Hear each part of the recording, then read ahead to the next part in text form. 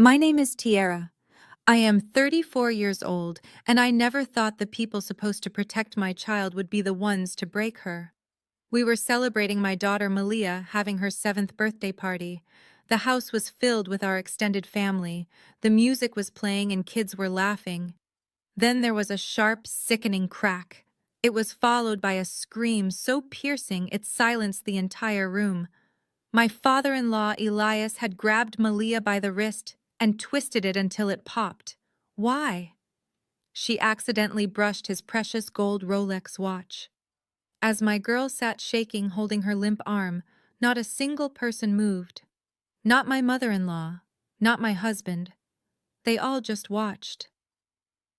Then my 10-year-old nephew Julian stood up from his chair. He looked straight at his grandfather and asked if he should tell everyone what Elias did to Malia the night before. The entire room went dead silent. Before I continue, let me know where you are watching from. Hit like and subscribe if you ever cut off toxic family to protect your peace. What happened next changed our lives forever. I dropped the tray of chocolate cupcakes. The platter hit the floor, sending pink frosting flying. I rushed across the room and dropped to my knees beside my daughter. Malia gasped for air, tears streaming down her face. She was cradling her left arm against her chest. I touched her elbow and she let out an agonizing shriek. The angle of her forearm was completely wrong.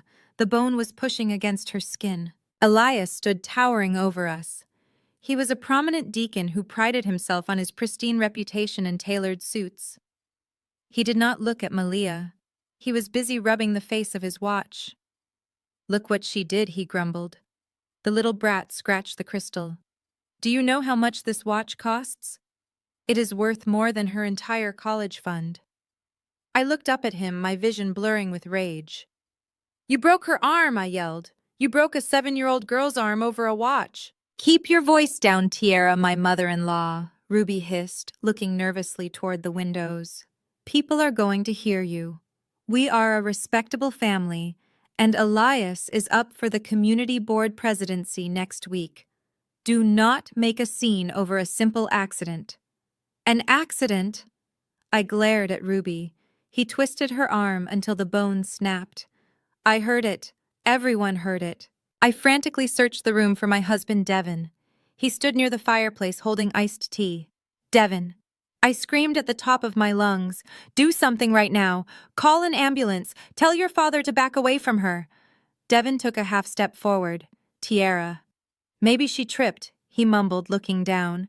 "Dad would never hurt her on purpose. Just calm down and let us handle this quietly. We do not need police asking questions." I could not believe what I was hearing. My husband was standing there defending the monster who assaulted our child. The culture of protecting the patriarch in this family was sickening. They would rather let a child suffer than risk tarnishing the image of the great deacon Elias. Elias sneered and took a step toward me. "Listen to your husband, girl. You live in my house. You will not disrespect me." The girl was acting out of line and I corrected her. "That is what we do. We discipline our children so they do not grow up to be worthless. Now pick her up and take her to the bathroom. Put some ice on it and stop crying." I gathered Malia into my arms, being careful not to jostle her broken bone. She buried her face in my neck, sobbing. My sorrow quickly hardened into pure, unadulterated fury. I was heading straight for the front door to take my child to the emergency room. Before I could even take a single step forward, my 10-year-old nephew Julian stepped directly into the absolute center of the living room. He was usually a quiet boy, but right now his eyes were locked firmly on his grandfather. "Grandpa," Julian said, his voice trembling but clear. "Should I tell them what you did to her last night in the study?" The heavy silence that fell over the room was suffocating. Ruby gasped and covered her mouth with her hand. Devin dropped his glass of iced tea. It shattered on the stone hearth, splashing liquid everywhere. Elias froze.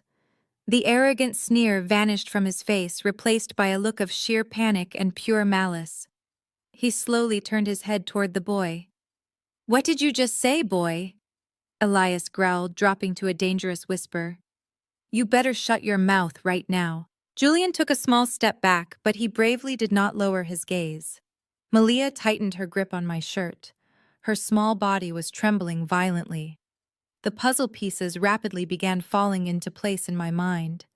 The way Malia had been hiding in her room all morning. The way she flinched when Elias walked past her. There was a dark and sinister secret hiding just beneath the polished surface of this wealthy family, and my innocent daughter was paying the ultimate price. I am taking her to the hospital. I declared, my voice cold and steady. I pulled my phone from my pocket and dialed 911. Elias lunged forward. "Give me that phone right now, you ungrateful woman." I took a quick step backward, raising my free hand defensively in front of me. "Touch me, and I will ensure they lock you away for the rest of your miserable life." The operator answered, and I spoke clearly into the receiver without any hesitation. "My young daughter needs an ambulance. Her own grandfather just deliberately broke her arm, and he is still threatening us." The operator on the other end of the line asked for our address, and I recited it without missing a beat. The reality of what I was doing hit the room like a shockwave. Elias stepped back, his chest heaving with indignant rage. Before he could lunge at me again, my sister-in-law Rebecca stepped between us. Rebecca was my husband's brother's wife, a white woman who always prided herself on being the calm and rational anchor in what she liked to call our passionate family dynamic. She smoothed down her expensive silk blouse and held her hands up in a gesture of fake peace. "Tierra, please let us just take a breath," she said, her voice dripping with that practiced gentle condescension she always used. "Give me the phone, sweetheart." "Operator, this is just a misunderstanding. My sister-in-law is simply hysterical because her daughter had a little slip and fall. We are taking her to the hospital ourselves." I yanked the phone away from Rebecca's manicured hands. "Do not touch me," I warned her, keeping my eyes locked on hers. "I am not hysterical, and my daughter did not slip. My father-in-law broke her arm, and we need paramedics here immediately." Rebecca sighed and gave a sympathetic look to the rest of the room, as if I was a wild animal that needed to be caged. She leaned closer to me, lowering her voice so the operator would not hear. "Tierra, think about what you are doing. Think about the family. Elias has the election next week, and the community looks up to him. You know how the media treats black men in power. Do you really want to be the reason your father-in-law gets dragged through the mud over a silly misunderstanding? We can get Malia the best private care right now. Just hang up the phone." I stared at her in utter disgust. She was weaponizing my own community struggles to protect a man who had just assaulted a child. Before I could respond to her sickening logic, 10-year-old Julian stepped forward again, refusing to be ignored. "It is not a misunderstanding, Mom," Julian said, his voice cutting through the tension. "Grandpa hurt her on purpose. I saw him do it last night, too." The room seemed to drop 10 degrees. Rebecca spun around to face her son, her fake, calm demeanor instantly vanishing. "Julian, that is enough," she snapped. "You have an overactive imagination, and this is not the time for your stories. Go upstairs right now." But Julian stood his ground. He pointed a shaking finger at Elias. "I am not making stories up." Grandpa dragged Malia into the study last night. She was crying and begging him to stop. Elias moved with a terrifying speed for a man his age. He closed the distance between himself and Julian, leaning down so his face was inches from the boys. The prominent deacon, the respected community leader, was suddenly replaced by a cold-blooded predator. "Listen to me very carefully, boy," Elias whispered, his voice like sandpaper. "Little boys who tell lies end up losing the things they love the most. You remember what happened to that stray dog you used to feed in the alley? It just disappeared one day, did it not? It would be a real shame if your new golden retriever puppy went missing too." Julian's eyes widened in sheer terror. He took a stumbling step backward, bumping into the heavy oak coffee table. He looked up at his father, Andre, begging for protection. But Andre just looked away, staring at the floorboards like a coward. Rebecca rushed over and grabbed Julian's arm, pulling him behind her, not to protect him from Elias, but to silence him. "Stop upsetting your grandfather, Julian," she scolded him, giving him a harsh shake. "Apologize to him right now." I watched in absolute horror as these parents served their own child on a silver platter to appease a monster. The sickness in this family ran deeper than I ever could have imagined. They were all complicit. They were all protecting the patriarch at the expense of their own children. I spoke clearly into my phone, ensuring the operator caught every word. "Please hurry," I said. "He is now threatening the other children in the house." I ended the call and slipped the phone into my pocket. Malia whimpered against my shoulder, her small body slick with cold sweat. The pain was becoming unbearable for her. I kissed the top of her head, whispering that help was on the way. My husband Devin finally found his voice, but it was not the voice of a protector. It was the weak, pathetic pleading of a broken man. "Tierra, please," he begged, walking toward me with his hands clasped together. "You are destroying everything." Dad was just trying to teach her respect. You know how kids are these days, they need discipline. If the police show up, it is going to ruin my career too. I work for his company. If he goes down, we all go down. How are we going to pay our mortgage? I looked at the man I had married, the man I had built a life with for the past decade. He was standing there defending the abuse of his own flesh and blood because he was terrified of losing his allowance. "You do not have a career, Devin," I said, my voice devoid of any emotion. "You have a master, and you are just a slave to his checkbook. I am taking my daughter to the hospital. If you try to stop me passing through that door, I swear to God I will make sure the police arrest you as an accomplice." The wail of ambulance sirens began to echo in the distance, growing louder with every passing second. The sound shattered the remaining illusion of control Elias had over the room, his face contorted in panic. He started barking orders at the rest of the family. "Ruby, get the broken glass cleaned up," he commanded his wife. "Andre, take the boy upstairs and keep him quiet. Rebecca, you talk to the paramedics. Tell them Malia fell off the trampoline in the backyard. You have that sweet voice, they will believe a nice white lady. Devin, get your wife under control before I cut you out of the will completely." Rebecca nodded eagerly, ready to play her part in the grand deception.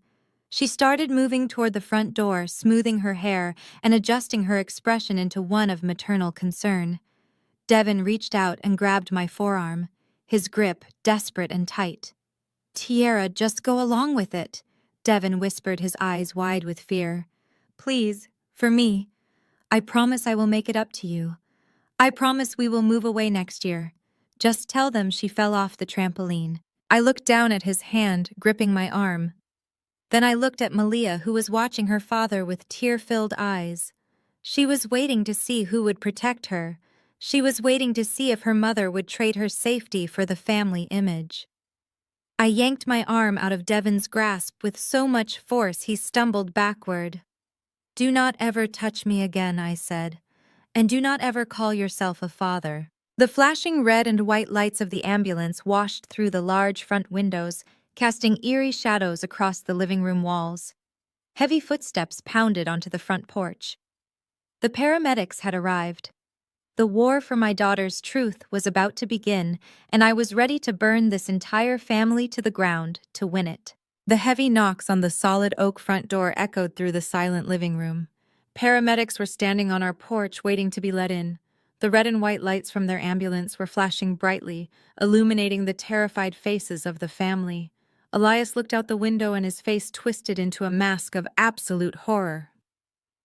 Neighbors were already stepping out onto their lawns and peering over their fences, trying to see what was happening at the prominent deacon's house. "Do not let them in," Elias hissed, stepping away from the window.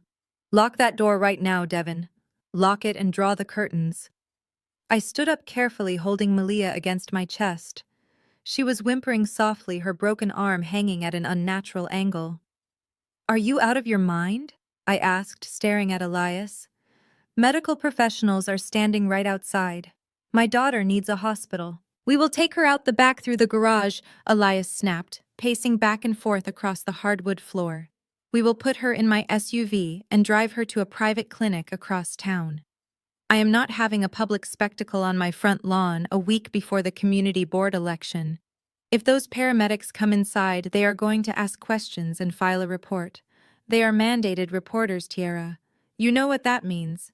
They will call Child Protective Services. He was right. And that was exactly what I wanted. I wanted a paper trail. I wanted his pristine reputation dragged through the mud and exposed to the harsh light of reality. I ignored him and started walking toward the front entryway.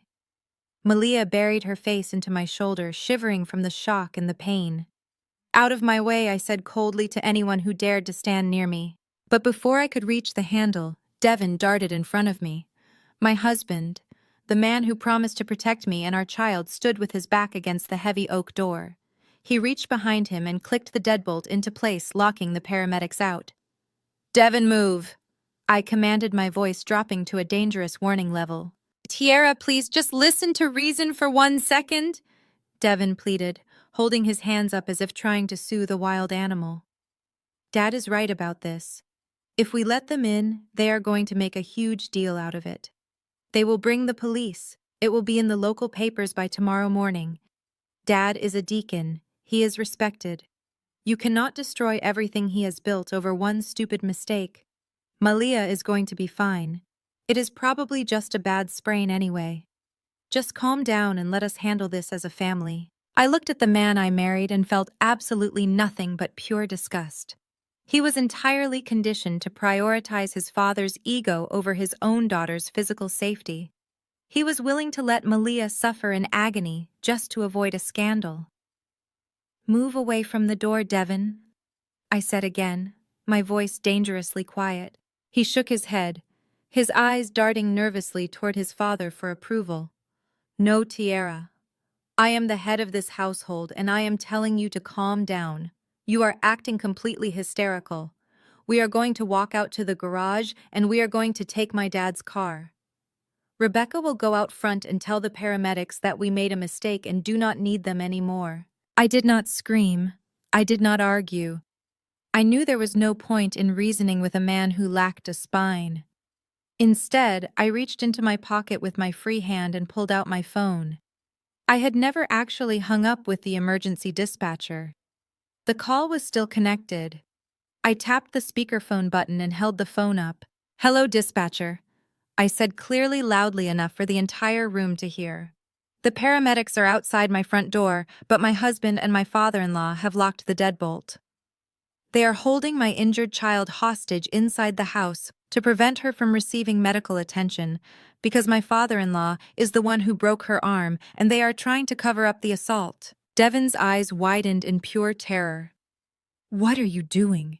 he whispered frantically, reaching for my phone. "Shut that off!" The dispatcher's voice crackled loudly through the speaker, echoing in the entryway.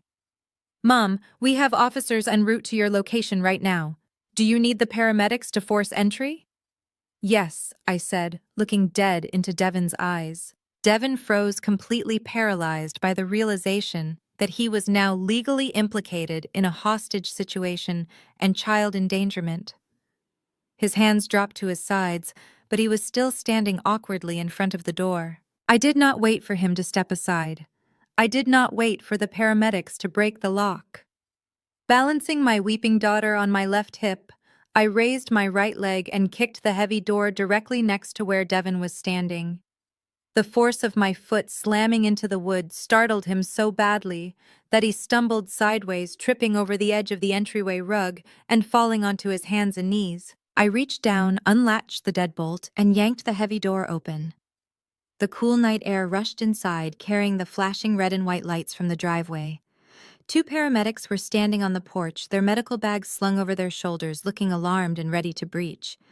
"She is right here," I told them, stepping out onto the porch and away from the suffocating toxicity of that house. "Her left arm is broken." The man inside did it deliberately. The female paramedic immediately stepped forward, gently supporting Malia's injured arm, while guiding us toward the stretcher waiting at the bottom of the steps. The male paramedic stood at the threshold of the open door, glaring inside at Devin, who was still scrambling to his feet, and Elias, who was frozen in the center of the living room. "Do not either of you move," the paramedic said, his voice firm and authoritative. "Police are pulling up right now." I turned my head and looked back into the house one last time. Devin was staring at me, his face pale and covered in a pathetic mixture of fear and betrayal. He actually thought I was the one betraying the family. He actually believed I was supposed to stay silent. "I am done with you, Devon," I said softly, but clearly enough for him to hear. "Do not even think about following us to the hospital." I climbed into the back of the ambulance, holding my little girl's uninjured hand. The doors slammed shut behind us, plunging us into the bright, sterile light of the medical bay. The siren began to wail, cutting through the quiet suburban neighborhood and broadcasting the ugly truth that Elias had tried so desperately to hide. As the ambulance sped through the dark streets toward the hospital, I pulled my phone back out. Devon was already blowing up my screen with text messages begging me to call the police off and saying we could figure this out privately. I swiped his notifications away without reading them. My mind was focused on the secret Julian had mentioned about the study. I needed to move fast before they had a chance to destroy the evidence. The hospital was just the first stop. The bright fluorescent lights of the emergency room triage area blinded me for a second as the paramedics wheeled Malia inside. My daughter was still crying softly, her broken arm secured in a temporary splint. The chaos of the hospital buzzed around us, but my entire focus was on keeping my child safe. A triage nurse with a tired face and a clipboard walked up to our stretcher. She looked at Malia's swollen arm and then looked at me, her eyes filled with professional concern. Before I could even open my mouth to speak, the heavy sliding doors of the emergency room entrance flew open. I turned my head and felt my blood boil. My husband Devon walked in, followed closely by his father Elias, his mother Ruby, his brother Andre, and his sister-in-law Rebecca. They had chased the ambulance all the way here. They were completely desperate to control the narrative before the hospital staff could document the truth. They walked in looking like the perfect concerned family. Elias had even managed to put on a face of deep grandfatherly worry. Rebecca immediately pushed her way to the front of the group. She completely bypassed me and walked straight up to the triage nurse. She put on her softest, most gentle smile. It was the exact smile she always used when she wanted to manipulate a situation using her status as an affluent white woman. "Hi there," Rebecca said, her voice dripping with fake honey. "I am the child's aunt. We are just so terribly sorry for all this commotion. It was just a silly backyard accident. Malia was jumping on the trampoline and she took a nasty tumble. My sister-in-law here," she gestured toward me with a pitying look, "is just under an enormous amount of stress from her job. She is an overworked mother, and she tends to get a little hysterical and blow things out of proportion. She has been imagining things all night. We can handle all the billing through our private insurance right now, so we do not take up too much of your valuable time." I watched the triage nurse hesitate. Rebecca's calm, collected delivery was designed to make me look like the angry, irrational black woman. It was a calculated racial dynamic that Rebecca knew exactly how to play. She wanted the nurse to dismiss my claims of abuse as the delusional ramblings of an unstable mother.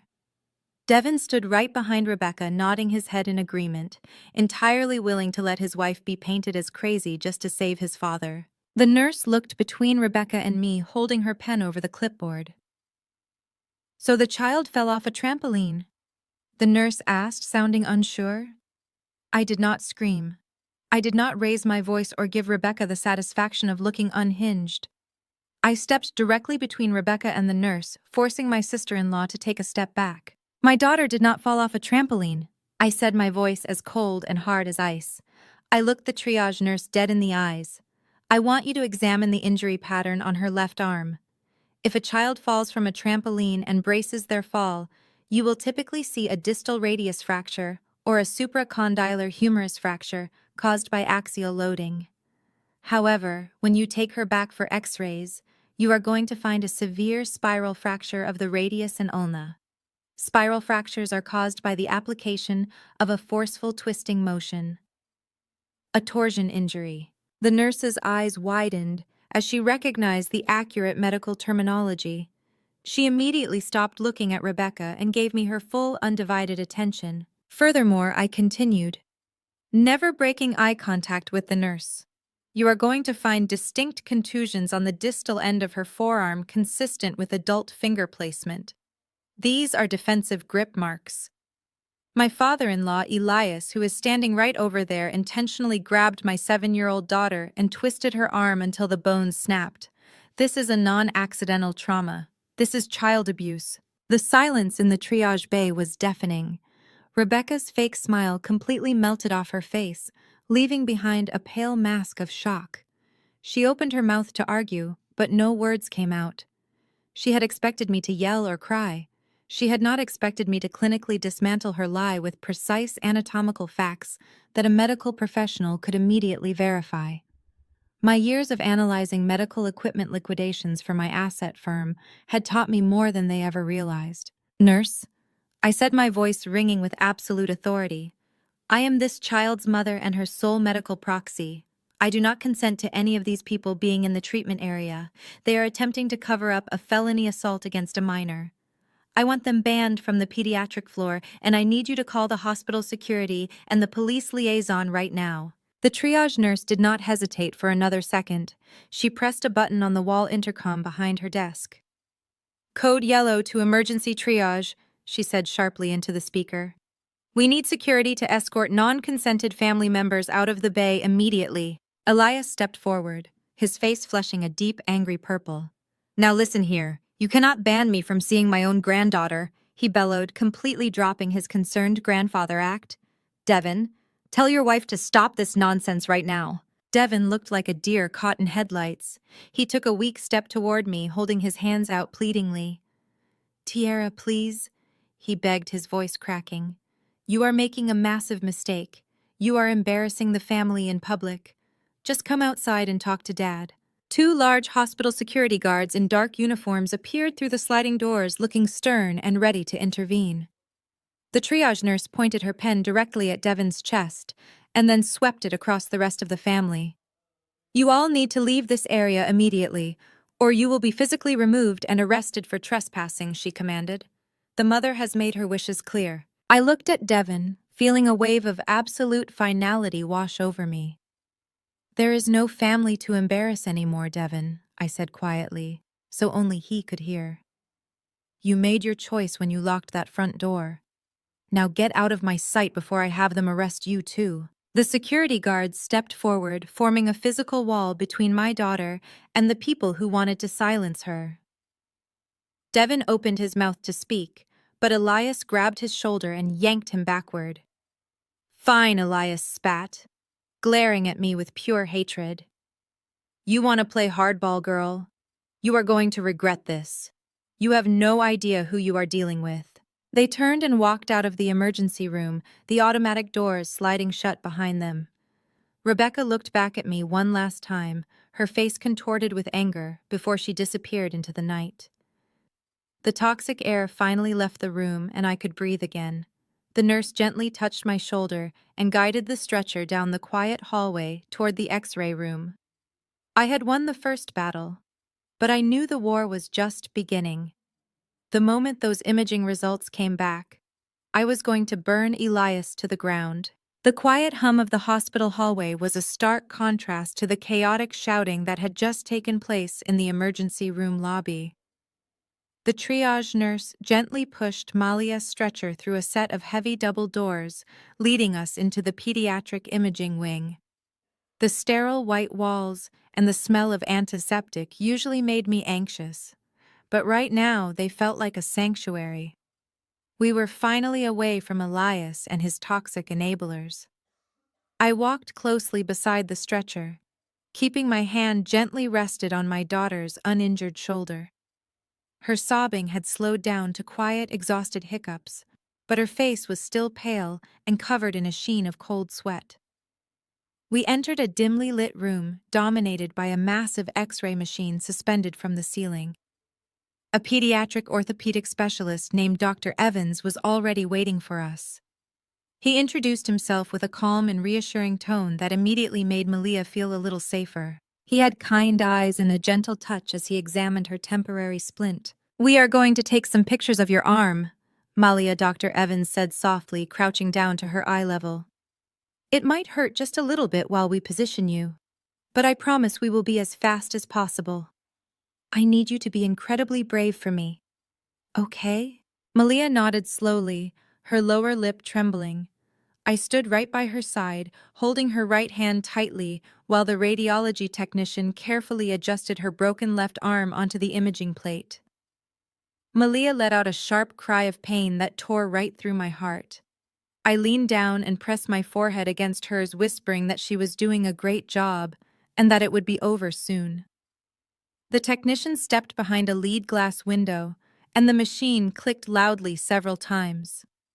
The harsh light flashed, capturing the brutal reality of what my father-in-law had done to my child. Once the imaging was complete, a nurse came in and administered a dose of pediatric pain medication through a small intravenous line. Within minutes, the tight lines of agony on Malia's face began to soften. Her breathing slowed, and her eyes grew heavy as the medication finally gave her some relief. I pulled a warm hospital blanket up to her chin and watched her drift into a much-needed sleep. For the first time since the sickening crack at the birthday party, I allowed myself to take a deep, shaky breath. Dr. Evans motioned for me to follow him to a glowing computer monitor in the corner of the room. The screen displayed the stark black and white images of my daughter's skeletal structure. The doctor did not have his friendly, reassuring smile anymore. His expression had shifted into one of deep clinical concern and professional gravity. "Mrs. Tierra, I need to show you what we are looking at here," Dr. Evans said, keeping his voice low so he would not wake Malia. He pointed a pen at the center of the screen. "As you correctly suspected, this is a severe spiral fracture of the radius. This type of break does not happen from a simple fall. It requires a significant amount of rotational force." Someone grabbed her forearm and twisted it violently. I stared at the jagged break on the screen, my stomach churning with fresh anger. "I know," I said softly. "My father-in-law did it. He was angry because she brushed against his watch." Dr. Evans frowned and clicked his mouse, pulling up a different set of images that focused on the soft tissue surrounding the bone. He sighed heavily and adjusted his glasses. "That is terrible, but unfortunately, that is not the only thing I need to discuss with you. I want you to look closely at these darker areas around her wrist and lower forearm." I leaned in closer to the monitor. There were distinct dark shadows beneath the skin forming a very specific pattern. It looked like 4 deep indentations on one side of the wrist and a larger single indentation on the other side. "These are deep tissue contusions," Dr. Evans explained, tracing the shadows with the tip of his pen. "They perfectly match the anatomical grip of an adult hand. Someone grabbed her with immense force. But here is the concerning part, Mrs. Tierra. These specific bruises did not happen tonight. Based on the swelling pattern, the pooling of blood in the subcutaneous tissue, and the cellular response, these contusions are older. They are approximately 24 hours old." The world around me seemed to stop spinning. The hum of the hospital machinery faded into absolute silence. 24 hours old. That meant the bruises were from last night.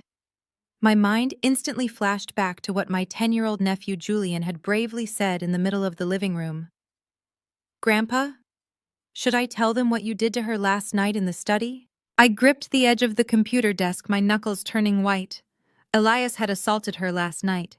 He had grabbed her forcefully enough to leave deep bruising simply because she accidentally opened his iPad. And tonight at the party, he had grabbed the exact same injured arm and twisted it until the bone finally gave way. The realization was horrifying, but it was not the only truth that suddenly came crashing down on me. Devin knew. The thought hit me with the force of a freight train. Devin works from home on Friday nights. He was in the house last night. He was sitting in the living room reading reports while Malia was playing. If Julian heard Malia crying and begging Elias to stop in the study, then Devin absolutely heard it too. My husband heard his father abusing our daughter, and he did nothing. I thought back to earlier today before the birthday party started. Devin had been acting incredibly strange all morning. He kept insisting that Malia wear a long-sleeve cardigan, even though it was warm outside. He said it matched her dress perfectly. But now I knew the sickening truth. He was making her wear long sleeves to cover up the dark finger marks left by his father. He knew Elias had hurt her. He spent the entire day protecting the abuser instead of the victim. He let our daughter walk around in pain, terrified and unprotected, just to preserve the flawless image of Deacon Elias. The depth of Devon's betrayal was a bottomless dark pit. He had not just failed to protect her tonight during the party. He had actively participated in a cover-up since yesterday. He had traded his own daughter's safety for his father's approval and financial support. "Are you all right, Mrs. Tierra?" Dr. Evans asked, placing a gentle hand on my shoulder. "I know this is a massive amount of information to process. As a mandated reporter, I am legally obligated to document these findings and involve the authorities. I need to call the police liaison and Child Protective Services right away." "Do it!" I said, my voice remarkably steady despite the hurricane of rage tearing through my soul.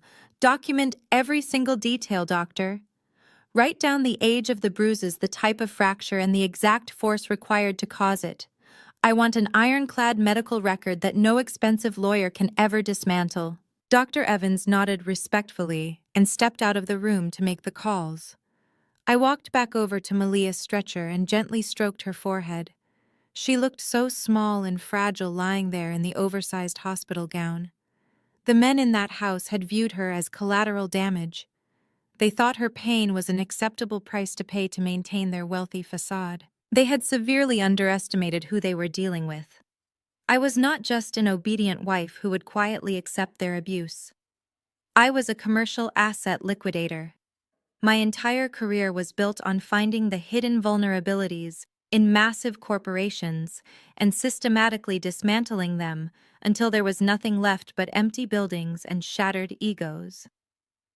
Devon and Elias thought they held all the power because they controlled the family money and the community reputation. But I knew their secrets. I knew how to read the fine print. And I knew exactly how to execute a hostile takeover. I pulled my phone out of my pocket. Devon had left 13 missed calls and 20 unread text messages begging me to answer. I ignored all of them. Instead, I opened my secure work application and began drafting an urgent encrypted email to my private investigation team. I needed to know exactly what was on that iPad. I needed to know why Elias was so terrified of a child accidentally looking at his screen. The medical evidence was enough to put him in handcuffs, but I wanted more. I wanted to strip him of his wealth, his pride, and his standing in the community. I was going to leave him with absolutely nothing. I was just about to hit send on the encrypted email when the heavy wooden door to Malia's recovery room swung open without so much as a knock. Elias walked in, and he was no longer putting on the sickening act of a concerned grandfather that he had used in the lobby.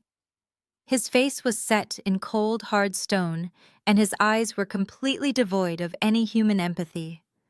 Right beside him was a man I instantly recognized from local news segments. It was Martin Vance, a notoriously aggressive criminal defense attorney who specialized in making wealthy men's violent problems quietly disappear. Elias closed the hospital room door behind him, locking it with a sharp click that echoed in the quiet space. I immediately stood up from the chair, placing my body firmly between their towering figures and my sleeping daughter's bed. My heart was pounding against my ribs, but I forced my breathing to remain steady. I was not going to give them the satisfaction of seeing my fear. Martin Vance did not even bother to introduce himself or offer a fake pleasantry. He simply walked over to the small plastic tray table near the door, popped open the clasps of his sleek leather briefcase, and pulled out a thick manila folder. He opened the folder to reveal a freshly printed non-disclosure agreement. Resting right on top of the dense legal jargon was a bright green cashier's check. I could clearly see the numbers printed on the front. It was made out to me for exactly $50,000. Elias looked down at the check and then slowly brought his dark calculating stare up to meet my eyes. "Listen to me very carefully," Tierra Elias said, his voice dropping to a harsh, gravelly whisper. You are going to take that money and you are going to sign that piece of paper right now. You will tell the doctor that you were mistaken in your panic. You will say that Malia injured herself playing outside and that the bruises were from a rough game of tag with her cousins. You will retract your accusations immediately. I stared at the green piece of paper, feeling a bitter laugh rising in my throat. $50,000. That was the exact monetary value he put on my daughter's broken bones and her traumatized mind. He actually thought he could write a check to erase the terror he inflicted on a 7-year-old child. I looked back at Elias and shook my head slowly. You really think you can buy my silence? I asked, keeping my voice dangerously low so I would not wake my child.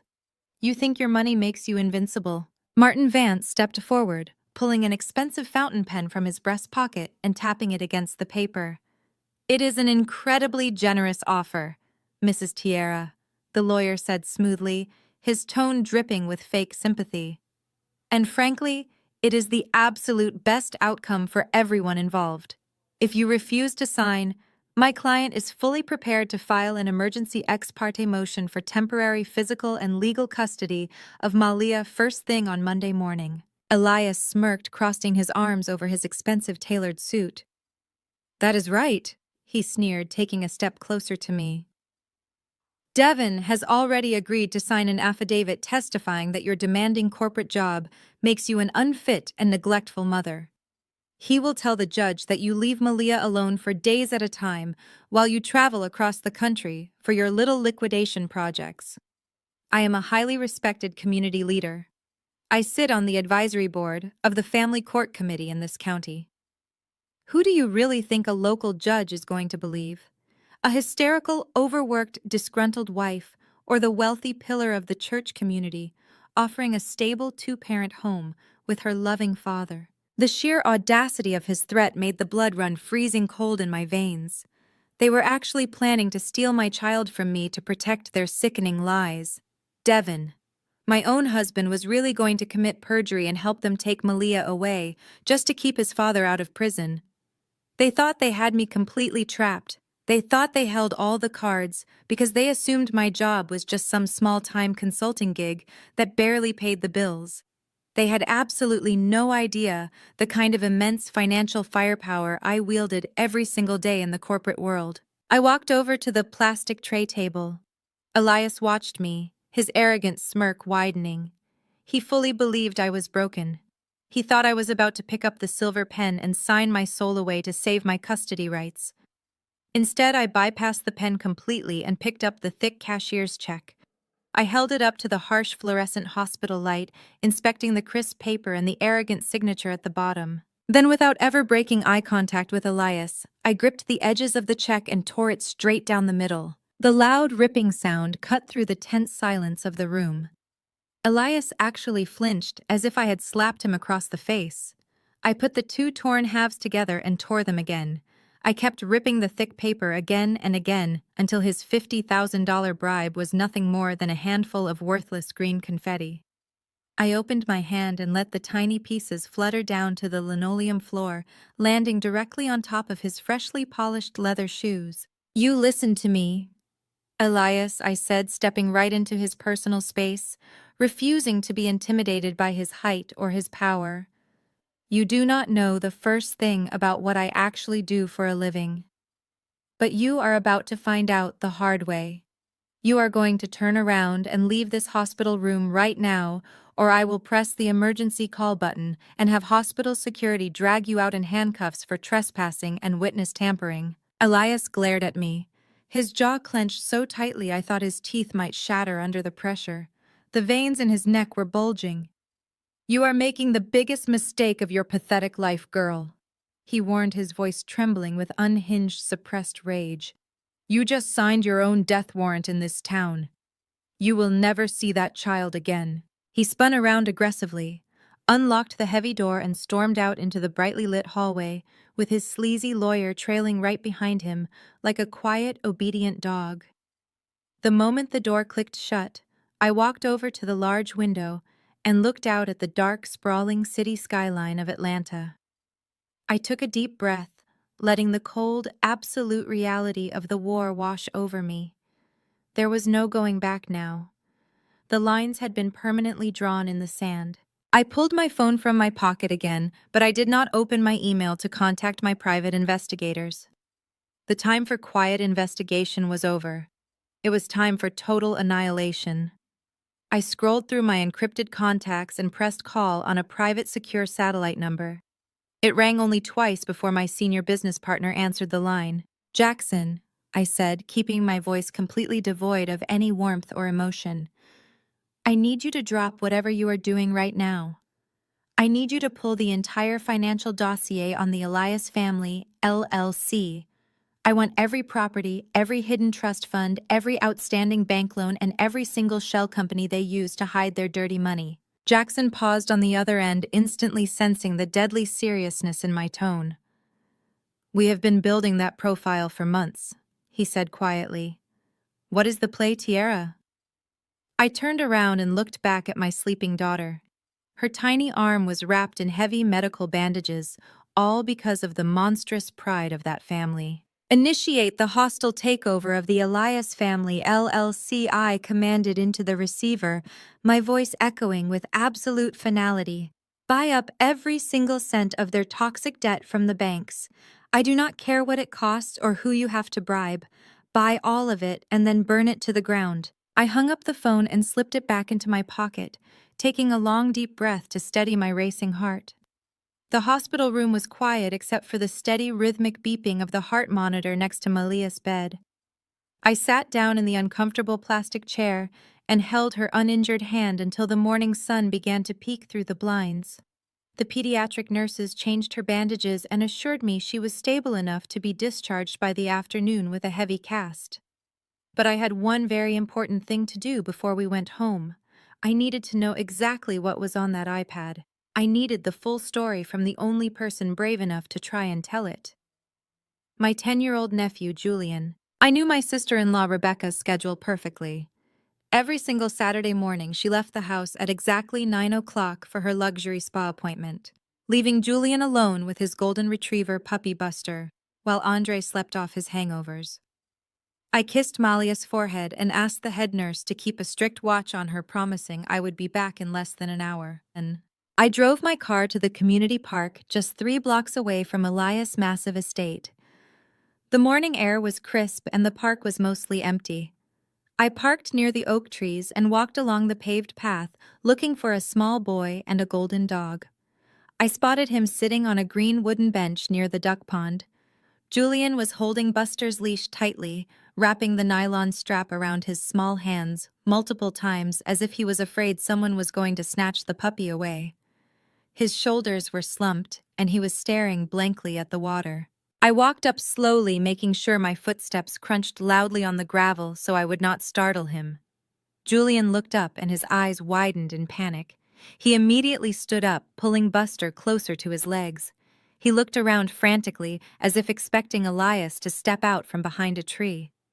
"It is just me, Julian," I said softly, keeping my voice as gentle and non-threatening as possible. "Nobody else is here. Your grandpa is not here." He relaxed just a fraction, but his small body was still rigid with fear. "How is Malia?" he asked, his voice barely a whisper. "Is she going to lose her arm?" My heart broke for this sweet little boy who was carrying the weight of adults' monsters on his shoulders. "She is not going to lose her arm," I promised him, sitting down on the opposite end of the bench and gesturing for him to sit back down. "The doctors put a cast on it and she is resting. But the doctors also saw the bruises from last night. Julian, they know she was hurt before the party. I know you tried to tell us the truth in the living room, and I am so incredibly proud of you for being that brave, but I need you to tell me everything that happened. I need to know what your grandpa did so I can make sure he never hurts you or Malia ever again." Julian looked down at Buster, gently petting the puppy's soft golden head. A single tear rolled down his cheek, splashing onto the dog's fur. "He is going to kill Buster, Aunt Tierra."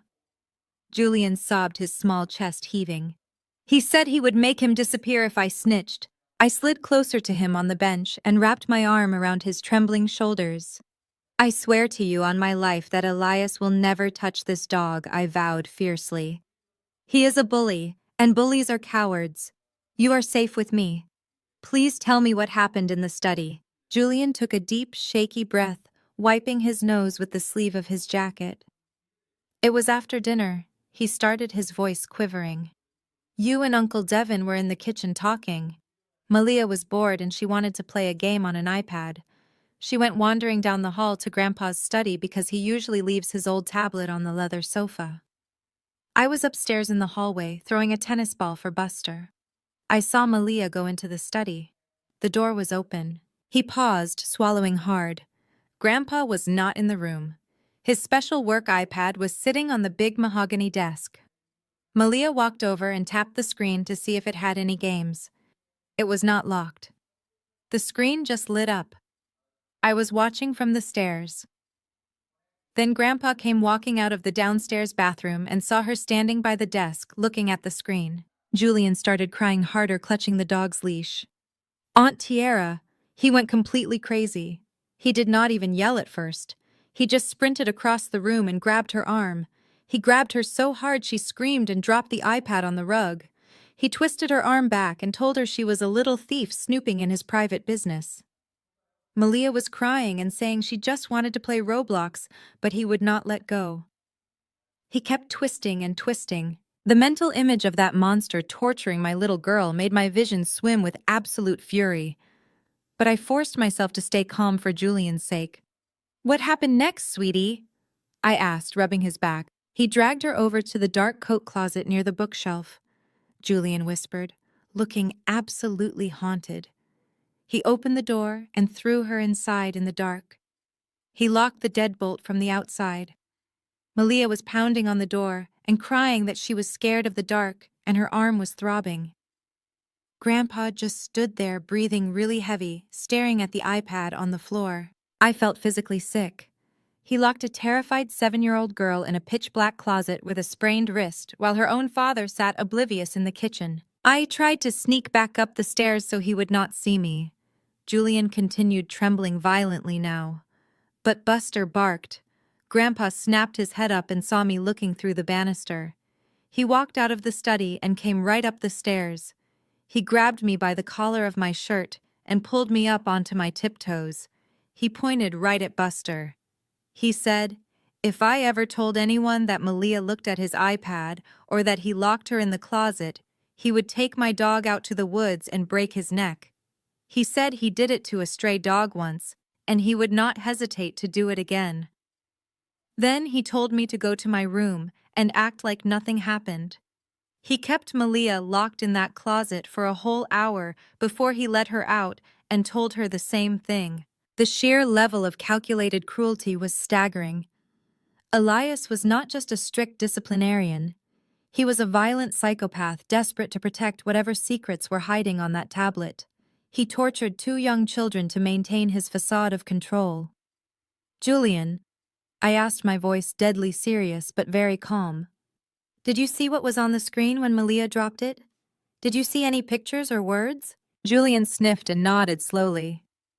"It was just a bunch of boring charts," he said, looking confused. It looked like math homework. Big red lines going down and a bunch of red numbers. And there was a logo at the top with a picture of our church. I do not know why he got so mad about boring math charts. The final piece of the puzzle clicked perfectly into place. Red lines going down meant massive financial losses. Red numbers meant severe debt.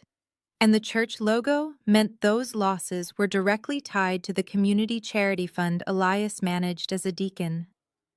My father-in-law was embezzling money from the church and losing it all. He was completely bankrupt and he was terrified a child playing on his iPad would expose his entire fraudulent empire. I hugged Julian tightly, pulling him and his dog into a fierce embrace. "You did exactly the right thing by telling me, Julian," I whispered into his hair. "You are a very brave young man. Nobody is going to hurt you, and nobody is going to hurt Buster. Your grandpa is never going to lock anyone in a closet ever again." I pulled away and looked him in the eyes, making sure he understood how serious I was. I need you to go back home and act normal for just a little while longer. Keep Buster in your room and stay away from Elias. I promise you this nightmare is going to be over very soon." Julian nodded, wiping his eyes and standing up. He looked a little lighter, as if speaking the truth had removed a massive boulder from his chest. He walked back down the park path with his puppy, leaving me alone on the green bench. I watched him go, my mind already calculating my next precise move. Elias thought his dirty secrets were safely locked away on an iPad behind the walls of his sprawling mansion. He thought he had successfully terrified his family into permanent silence. He had no idea that I already had the financial equivalent of a nuclear bomb armed and ready to drop directly on his head. I walked back to my car, pulled out my laptop, and logged into the encrypted database of my asset firm. It was time to find out exactly how much money the great Deacon Elias had stolen and exactly how fast I could take it all away. I sat in the driver's seat of my car, parked near the quiet park where Julian had just left me. My mind was racing with the information the little boy had provided. Elias was hiding something massive on his iPad, and I knew exactly how to find it. Devin had rushed out of our house in a panic last night to follow the ambulance. I knew he had left his primary work laptop sitting right on his home office desk. I started the engine and drove the short distance back to our house. The driveway was completely empty. Devin was still busy groveling at his father's feet somewhere, trying to fix the mess. I unlocked the front door and walked straight into his office. There it was, sitting next to a stack of unpaid bills, his sleek silver laptop. Devin always thought he was the smartest man in the room, but his digital security was a complete joke. As a commercial asset liquidator, I spent my entire career hunting down hidden offshore accounts, untangling shell companies, and decrypting massive corporate financial labyrinths. Breaking into my own husband's local network was like taking candy from a baby. I pulled a specialized decrypted flash drive from my bag and plugged it into his USB port. I ran a localized bypass script that my firm used for recovering locked corporate assets. Within 3 minutes, his lock screen vanished and I was staring directly at his desktop. I knew Elias kept a tight grip on the family business, but Devin was his primary accountant and financial lackey. Elias might have locked his personal iPad in the study, but Devin was the one who managed the synchronized cloud backups for the entire Elias Family LLC.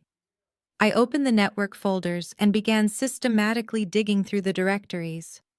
It did not take long to find a hidden encrypted folder labeled with the initials of their church. Devin had used our daughter's birthday as the password. The bitter irony of him using Malia's birthday to protect the secrets of the man who broke her arm made my stomach turn. I hit enter and the files decrypted, spilling their toxic secrets all over the bright screen. The first document I opened was a consolidated master balance sheet for the family business. I scrolled through the endless rows of numbers, and my blood ran completely ice cold.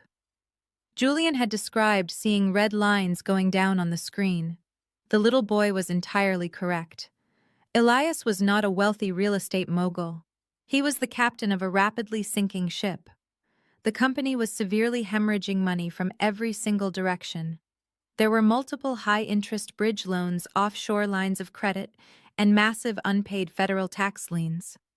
The total liabilities printed boldly at the bottom of the page were staggering. Elias was exactly $15 million in debt. His entire prestigious empire was nothing but a hollow shell game built on aggressive predatory borrowing and fraudulent asset inflation. I opened the next spreadsheet, and the sickening reality of his character came into sharp focus. It was the private ledger for the community charity fund. This was the exact fund that Deacon Elias proudly managed and constantly pressured his loyal congregation to support every Sunday. The columns showed hundreds of thousands of dollars flowing in from hard-working, faithful church members. But the outgoing financial transfers were not going to community outreach or youth programs. The money was being funneled directly into 3 separate dummy corporations that Elias personally controlled.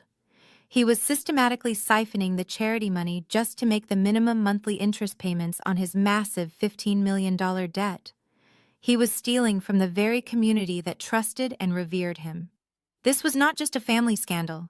It was a massive federal crime. If the government ever saw these documents, Elias would spend the rest of his natural life rotting in a federal penitentiary. My hands were shaking with pure adrenaline as I clicked on the final folder. The title was vaguely labeled Residential Assets. I opened the PDF document and felt the breath get knocked completely out of my lungs. It was a commercial mortgage agreement for the house I was currently sitting in, the house Devin and I had supposedly bought together to raise our daughter. But there was a second massive mortgage attached to it drawn up just 6 months ago.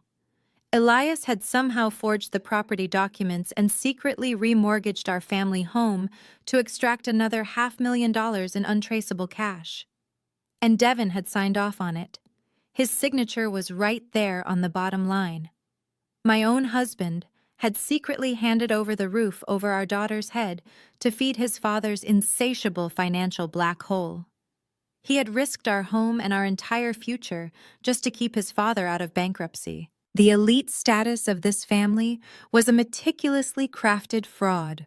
The luxury cars, the designer clothes, the sprawling estates, and the arrogant attitudes were all funded by stolen church donations and crushing illegal debt.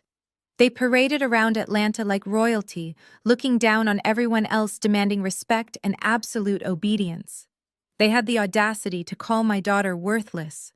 They had the nerve to tell me I was lucky to be part of their prestigious family. The truth was, they were nothing but broke, desperate criminals masquerading as high society elites. Elias had broken my daughter's arm because she accidentally tapped a screen that held the key to his absolute destruction. He was terrified because he knew exactly how fragile his glass house really was. He thought locking a child in a dark closet and threatening a little boy would keep his house of cards standing. He thought offering me a $50,000 bribe would buy my permanent silence. He had no idea that $50,000 was probably the last drop of liquid cash he had left to his name. I downloaded every single file spreadsheet and forged signature onto my encrypted flash drive. I uploaded a secondary backup to my secure offshore server, ensuring that no matter what happened to me, the evidence would survive and multiply. I closed the laptop, leaving it exactly where Devin had left it. I walked out of the house and locked the door behind me. The sun was fully up now, casting a bright, innocent light on the manicured lawns of our quiet suburban street. Everything looked so peaceful and perfect on the outside, but I held the match that would burn it all to the ground. I got back into my car and started the engine. My business partner Jackson was already executing the hostile takeover of their toxic debt. By the end of the weekend, I would legally own every single loan Elias possessed. I put the car in drive and headed back toward the hospital to pick up my daughter. I was ready to face whatever pathetic counterattack Elias tried to launch next, because his fate was already entirely sealed in my pocket. I pulled into the hospital parking lot, feeling a sense of absolute clarity and control. The morning sun was reflecting off the glass sliding doors of the main entrance. I walked through the busy lobby and took the elevator up to the pediatric floor. My mind was focused solely on bringing my daughter home where she would be safe. I expected to find Malia eating breakfast in her hospital bed and waiting for me to pack her small overnight bag. Instead, I walked into a carefully constructed nightmare designed by a desperate and dangerous man. As I turned the corner into her hallway, I stopped dead in my tracks. There were 2 broad-shouldered uniformed police officers standing right outside the door to her recovery room. My husband Devin was standing nervously between them, staring intently at the linoleum floor. Leaning casually against the wall next to Devin was Martin Vance, the sleazy criminal defense lawyer from the night before. He was holding a thick stack of official-looking legal documents in his hands. Elias was nowhere to be seen, but his poisonous influence was suffocating the entire hallway. I walked straight toward the officers, keeping my face completely blank and my steps perfectly measured. One of the officers stepped forward and held up his hand, instructing me to stop. He looked down at a small photograph clipped to his notepad and then looked back up at me. "Mom?" he said, his voice echoing slightly in the quiet corridor. "Are you Tierra?" I nodded once without saying a word. The officer sighed heavily and looked at me with a mixture of professional detachment and quiet pity. "I need you to step back from the doorway," he instructed firmly. "We have been served with an emergency ex parte restraining order issued by a family court judge early this morning." I looked past the broad chest of the police officer and glared directly at Devon. Devon actually flinched and quickly looked away, entirely unable to meet my eyes. "What exactly are you talking about?" I asked, keeping my voice perfectly level so they could not accuse me of raising it. The second officer pulled a thick sheet of paper from the lawyer's stack and held it out for me to take. "Your husband Devon and your father-in-law filed an emergency petition at dawn," the officer explained, watching my hands closely. "They submitted sworn affidavits claiming that you suffer from severe violent psychiatric episodes. They are officially alleging that you deliberately broke your daughter's arm last night in a fit of rage and then tried to blame the injury on her grandfather to cover your own tracks." Martin Vance pushed himself off the wall and gave me a sickeningly polite smile. We also provided the judge with character witness statements from several prominent members of the church community.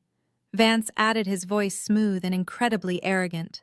"They all willingly testified to your erratic behavior, your frequent absences from home, and your unfitness as a mother." The judge reviewed the affidavits and immediately granted temporary full physical and legal custody to the father, pending a full child welfare investigation.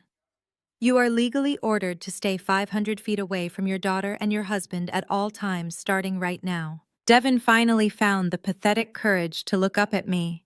His face was pale and he looked deeply exhausted, but there was a disgusting glint of triumph hiding in his coward eyes. "Dad said you left us absolutely no choice," Tierra Devon muttered, wiping his sweaty palms on the sides of his expensive slacks. "You tried to ruin him last night. You threatened to destroy everything our family has built. I had to protect my family from your lies. Malia is coming home with me today, where she belongs and where she will be safe from your delusions." They fully expected me to scream. They desperately wanted me to fall to my knees and beg the police officers to listen to the truth. They needed me to act exactly like the hysterical, violent woman they had falsely described in their fake court affidavits. If I fought back or yelled, the officers would have tackled me and arrested me on the spot, validating every single lie Elias had paid for. But I did not give them a single ounce of satisfaction. I did not let my voice shake, and I absolutely did not shed a single tear. I simply folded the restraining order neatly in half and slipped it into my jacket pocket. "Am I allowed to say goodbye to my child?" "Before you take her?" I asked the officer, my voice completely devoid of any emotion. The officer looked over his shoulder at Devon, who nodded weakly. "You have exactly 2 minutes," the officer said, stepping aside to let me enter the room while keeping his hand resting near his duty belt. I walked into the quiet hospital room, closing the door gently behind me. Malia was sitting up in bed, wearing her regular clothes and carefully holding her heavy fiberglass cast. She looked deeply confused and terrified when she saw Devon waiting outside with the police officers. I walked over and sat on the edge of her bed, gently pushing a stray braid out of her face. "Mommy, why are the police here?" Malia whispered, her voice trembling with fear.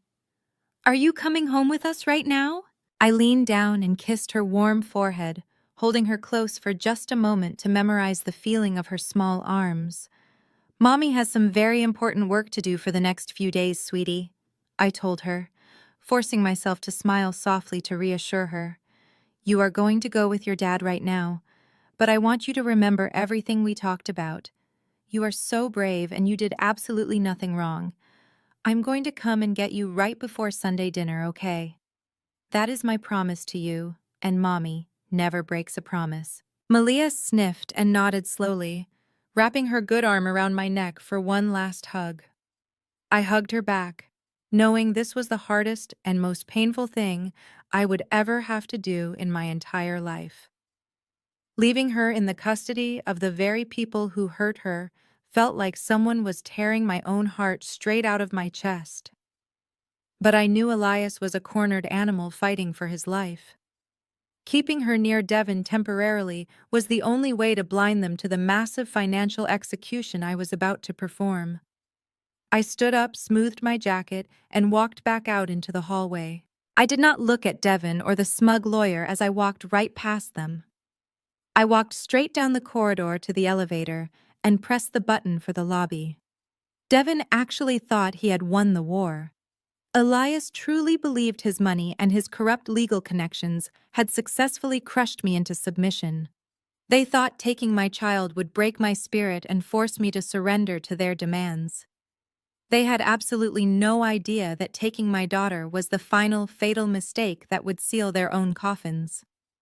They had just handed me the ultimate moral justification to utterly destroy every single aspect of their miserable lives. I stepped out of the hospital into the bright morning air and pulled my phone out of my pocket.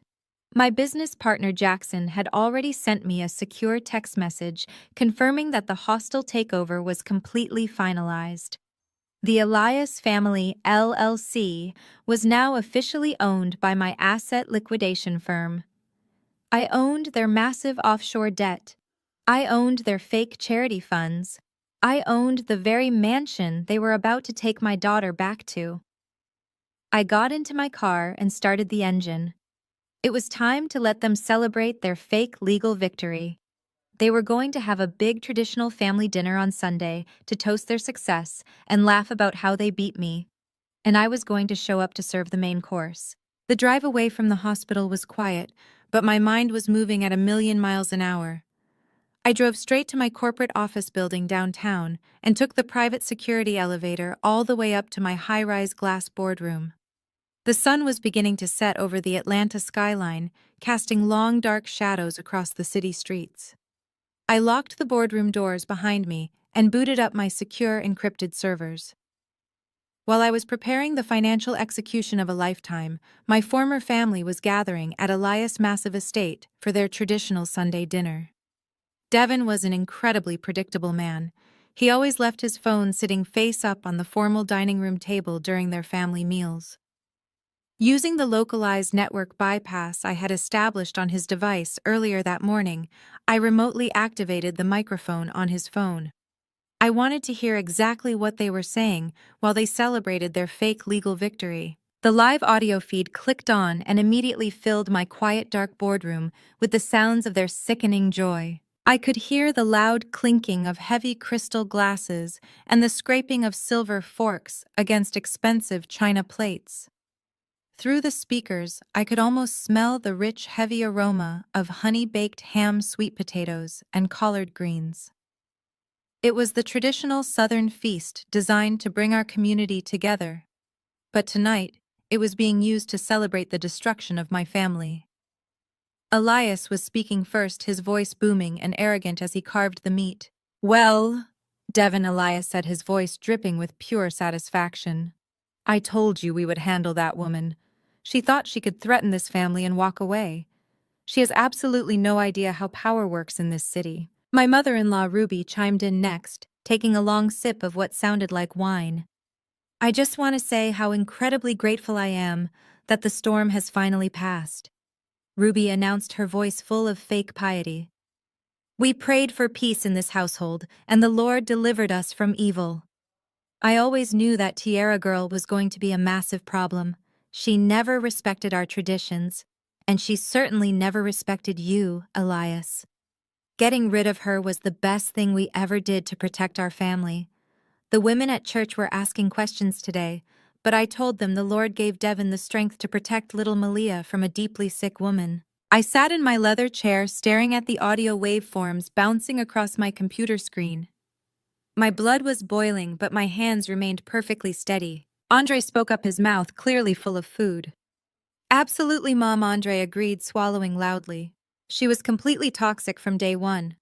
I always told Devon he needed a woman who knew her proper place and supported the family brand instead of always trying to be some independent career woman. She was dragging our whole reputation down in the dirt with her attitude." Then Rebecca spoke. My wonderful white sister-in-law used her softest, most manipulative tone. "I completely agree with you, Ruby," Rebecca chimed in smoothly. "The way she acted at the hospital last night was completely unhinged.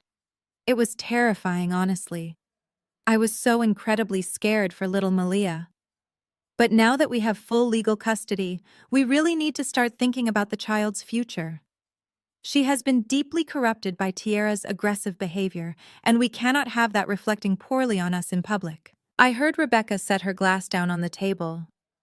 I was talking to some of the ladies at the country club yesterday afternoon, Rebecca continued. There is an incredibly strict private boarding school up in upstate New York. It specializes in troubled youth and behavioral correction for difficult girls. I really think we should enroll Malia there immediately. It will get her out of Atlanta and far away from Tierra's negative influence. The discipline will be so good for her.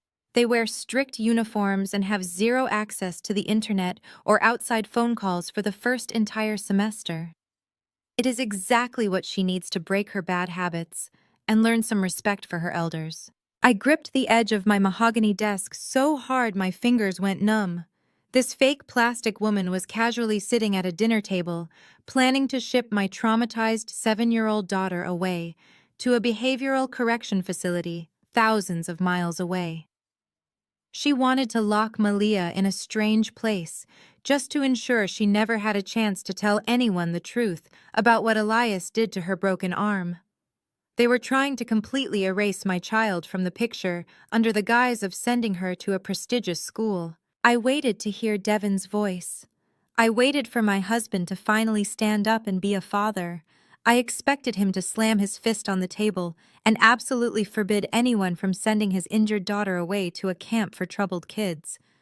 But the audio feed remained sickeningly quiet on his end. Well, Devon, what do you think? Elias demanded.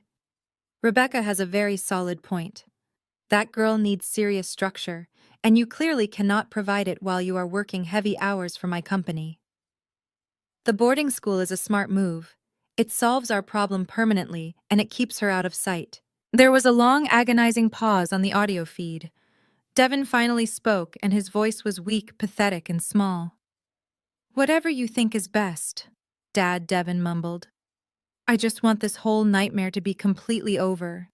If you think the school will help her fix her attitude, then we can look into the enrollment paperwork next week. Devon had completely sold his soul to the devil. He had surrendered his wife, his home, and now his only child, just to maintain his comfortable position as his father's obedient lapdog. Looking at the audio waveforms jumping across my screen made me feel physically sick to my stomach. Elias laughed a deep, booming sound that echoed through the phone microphone. That is my boy. Elias cheered. We protect our own in this family. We cut out the dead weight and we move forward stronger than ever. To the Elias family empire. To the empire, the rest of the table echoed, raising their glasses in a sickening toast. I listened as they clanked their glasses together, celebrating their absolute victory over me. They were so blinded by their own arrogance that they did not realize the woman they were mocking was currently sitting in a room with direct access to every single dollar they had ever borrowed.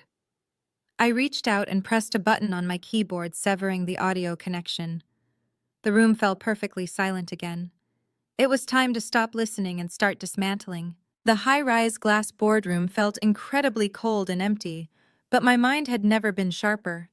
I turned my attention away from the computer monitor that had just broadcasted the sounds of my family celebrating my downfall.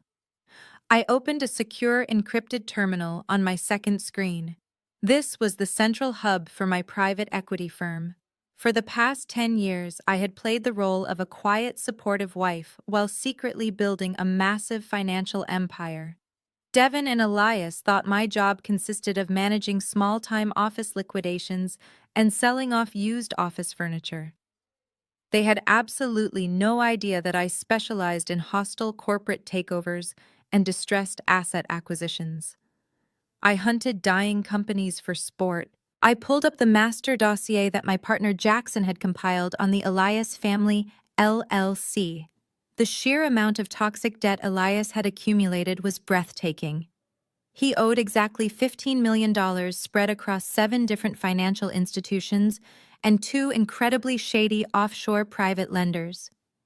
He was completely over-leveraged and drowning in high interest rates. The banks were already preparing to classify his loans as unrecoverable toxic assets.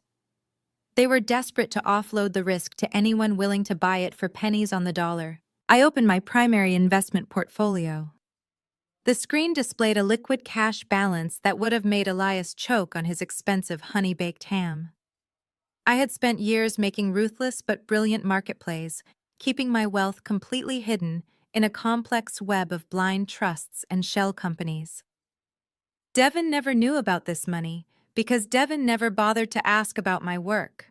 He was too busy seeking his father's approval to notice that his wife was out-earning his entire bloodline. I initiated the first massive wire transfer. My fingers flew across the keyboard, typing in the secure authorization codes.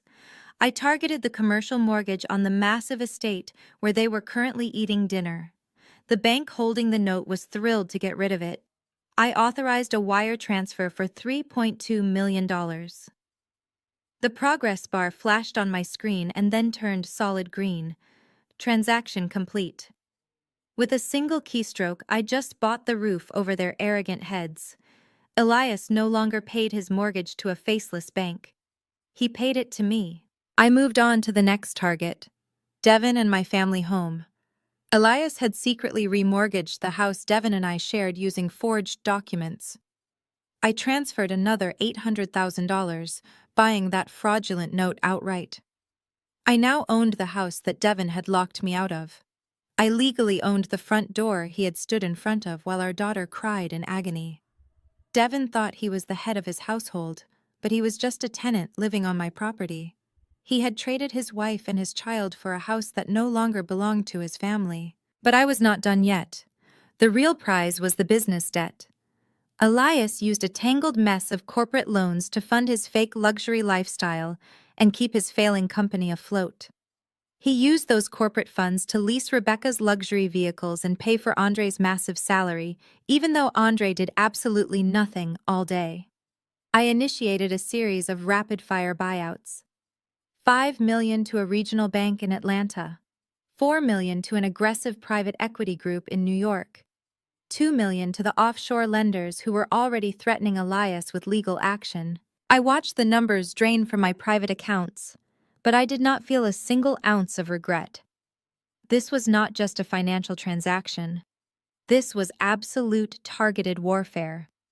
Every time the screen flashed green, another chain was wrapped tightly around Elias' neck. I was systematically buying up every single mistake he had ever made. I thought about Malia sitting in that house right now wearing a heavy cast on her tiny arm because of his brutal pride.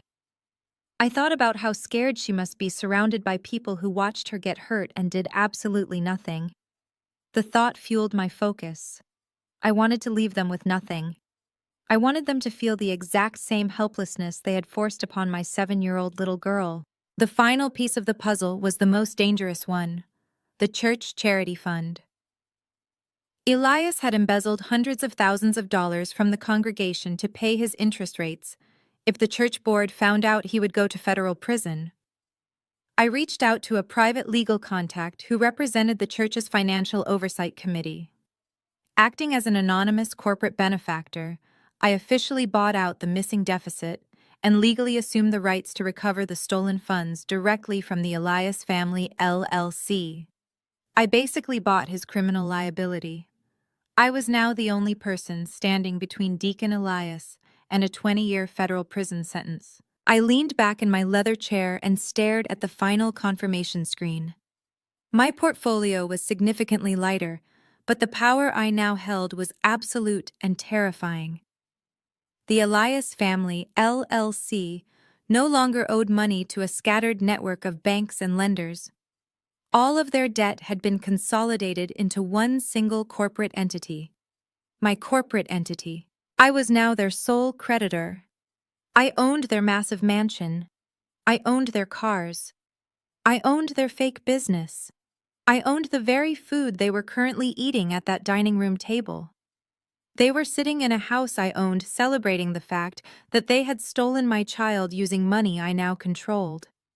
They thought they had outsmarted a hysterical, overworked mother.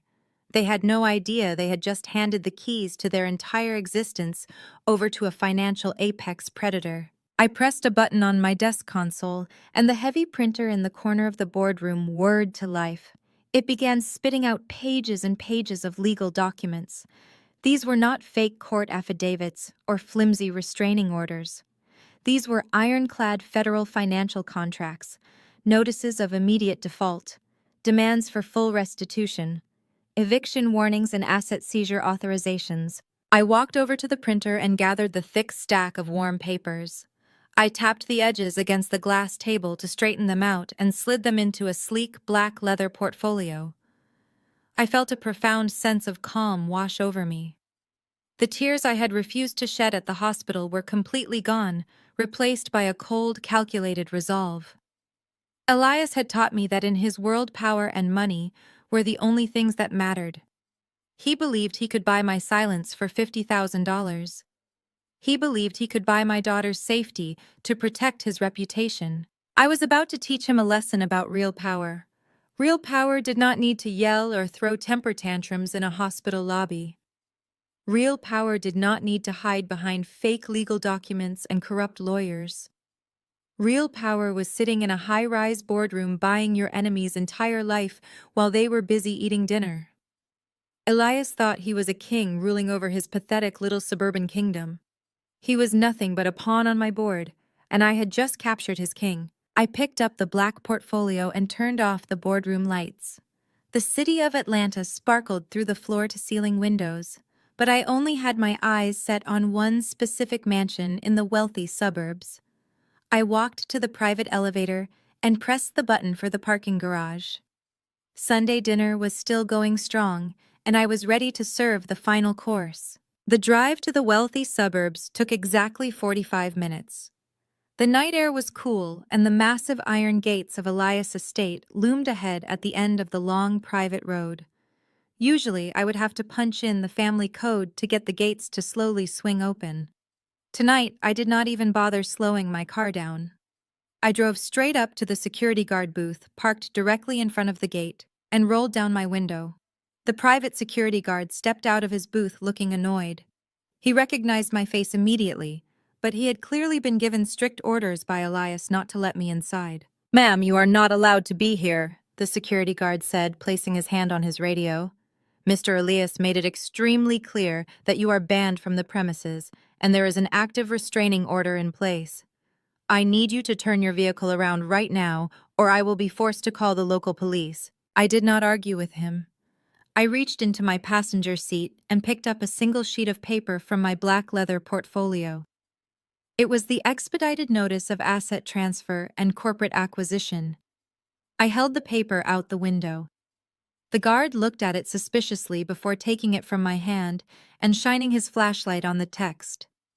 I watched his eyes scan the heavy legal letterhead, and the bold red print that stated my asset liquidation firm was now the sole proprietor of the estate and the direct employer of his private security contracting company. The guard's eyes widened, and he looked back up at me, his annoyed expression instantly replaced by nervous confusion. "I am the new owner of this property," I told him, keeping my voice completely calm and authoritative. "Elias is currently trespassing in my home. You work for me now, and my first official order as your employer is to open that gate and escort me directly to the front door." The guard swallowed hard, looking back at the massive mansion and then down at the paper. He knew better than to argue with the name on his paycheck. "Yes, Mom," he stammered quickly, handing the paper back to me.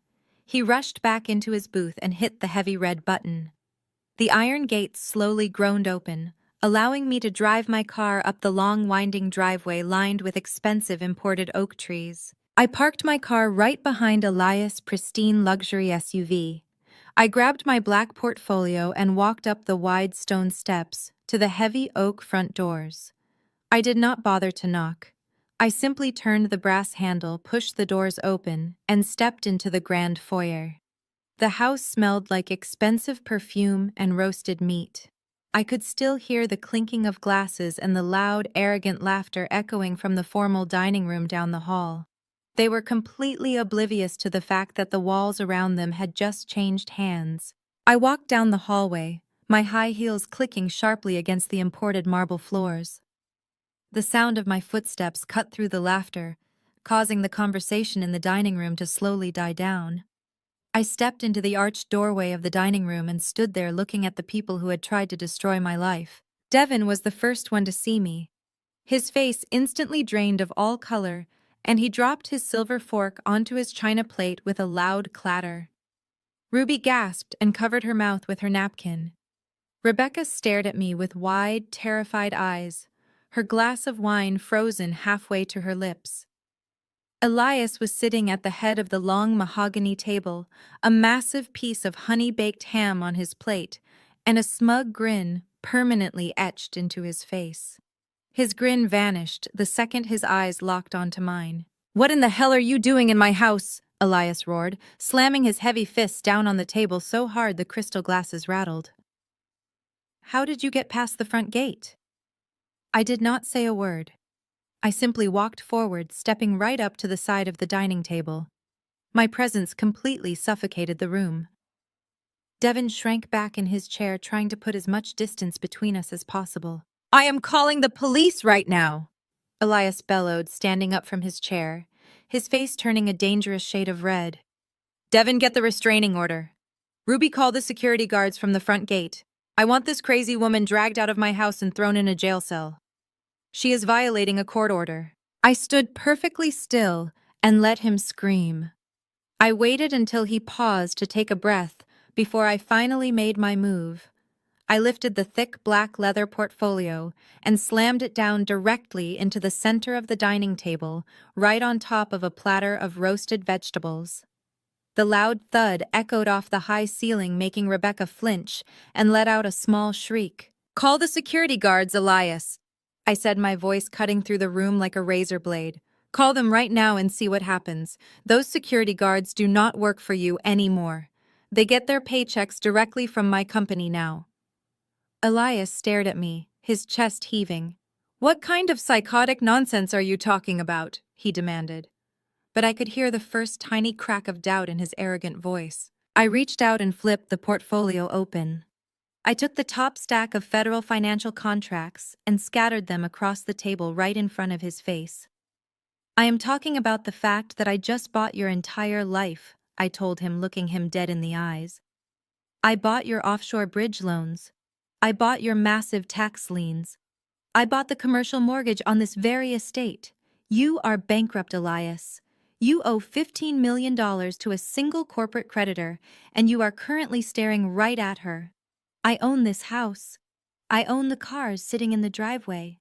I own the chair you are sitting in and the food you are eating." The entire dining room went dead silent. Nobody moved. Nobody breathed. The only sound was the low hum of the expensive chandelier hanging above our heads. Elias slowly looked down at the papers scattered across his dinner plate. He saw the bold red stamps of the banking institutions he had secretly borrowed from. He saw the exact dollar amounts that he had desperately tried to keep hidden from his family. He saw my corporate signature completely authorizing the hostile buyout of his entire toxic empire. "This is impossible," Elias whispered, his voice shaking as he picked up one of the bank transfer confirmations. "You are just a liquidator. You sell used office desks. You do not have this kind of capital. You really should have paid more attention to what your daughter-in-law actually does for a living," I replied, stepping closer to him so he could see the absolute lack of mercy in my eyes. "I do not sell office desks, Elias. I dismantle corrupt corporations and seize their distressed assets. I spent the last 10 years building a private equity fund that eclipses your pathetic little net worth 10 times over. You thought you could crush me because I am a woman and because Devin is a weak coward. You thought your fake community title and your cheap bribes made you untouchable." Devin stared at the papers, his mouth hanging wide open in pure shock. "Tierra, what did you do?" Devin choked out, looking between me and his father. "What is she talking about, Dad? You told me the business was fine. You told me the loans were handled." "Your father is a complete fraud." "Devin," I said, not even bothering to look at my husband. "He remortgaged our family house 6 months ago and forged the documents to hide his debt, and I just bought that mortgage too. which means you are currently living in a house that I legally own. Ruby let out a loud, dramatic wail, clutching her chest as if she was having a heart attack. Rebecca pushed her chair back away from the table, completely trying to distance herself from the sinking ship. The untouchable Elias family was imploding right in front of my eyes. Their perfect facade was shattering into a million sharp pieces, and I was holding the hammer. "You tried to take my daughter from me," I said, my voice dropping to a terrifying whisper. "You broke her arm. You locked her in a dark closet, and then you bribed a corrupt lawyer to steal her away just to cover your own tracks. You thought taking my child would break me. But all it did was give me the exact reason I needed to completely destroy you." I leaned over the table, placing both my hands flat on the mahogany wood. "You have exactly 24 hours to vacate my property," I told Elias. "After that, the security guards outside will physically drag you out to the curb and lock the gates behind you. You are finished, Elias. Your reign of terror is over." He stood there holding the foreclosure notice in his trembling hands, his face completely pale and his arrogant pride utterly demolished. The grand patriarch of the family had been reduced to an absolute nothing. I turned my back on him and looked down the hallway toward the grand staircase. My business here was done for the moment, but my real priority was upstairs. I was going to get my daughter, and nobody in this house had the power or the money to stop me anymore. I had taken exactly 3 steps toward the grand staircase when Andre suddenly found his false courage. He pushed his heavy wooden chair back so violently that it tipped over and crashed onto the polished marble floor. He shouted at me, telling me I was bluffing and that I could not just walk into their home and make outrageous demands. He puffed out his chest, acting like the powerful corporate executive he always pretended to be.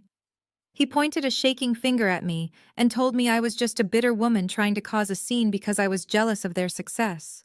I stopped walking and slowly turned back around to face him.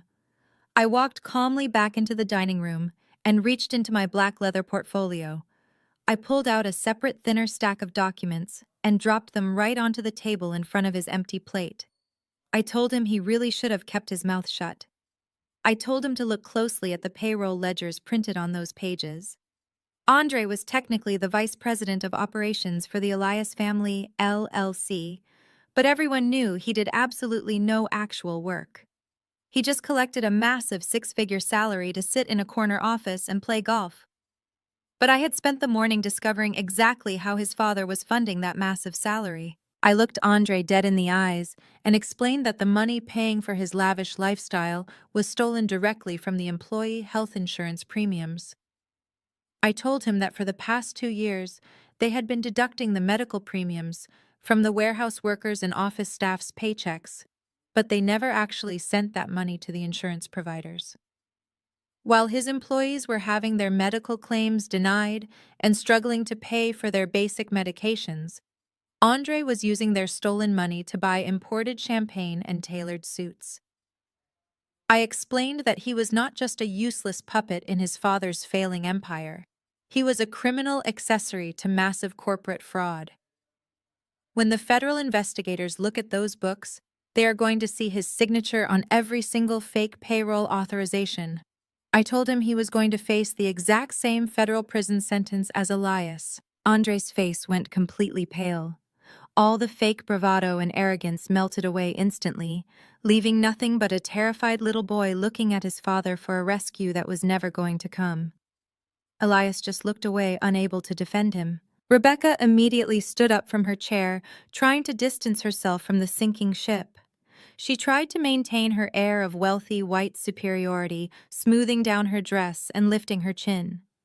She told me she wanted absolutely nothing to do with their corrupt business practices and that her own finances were completely separate.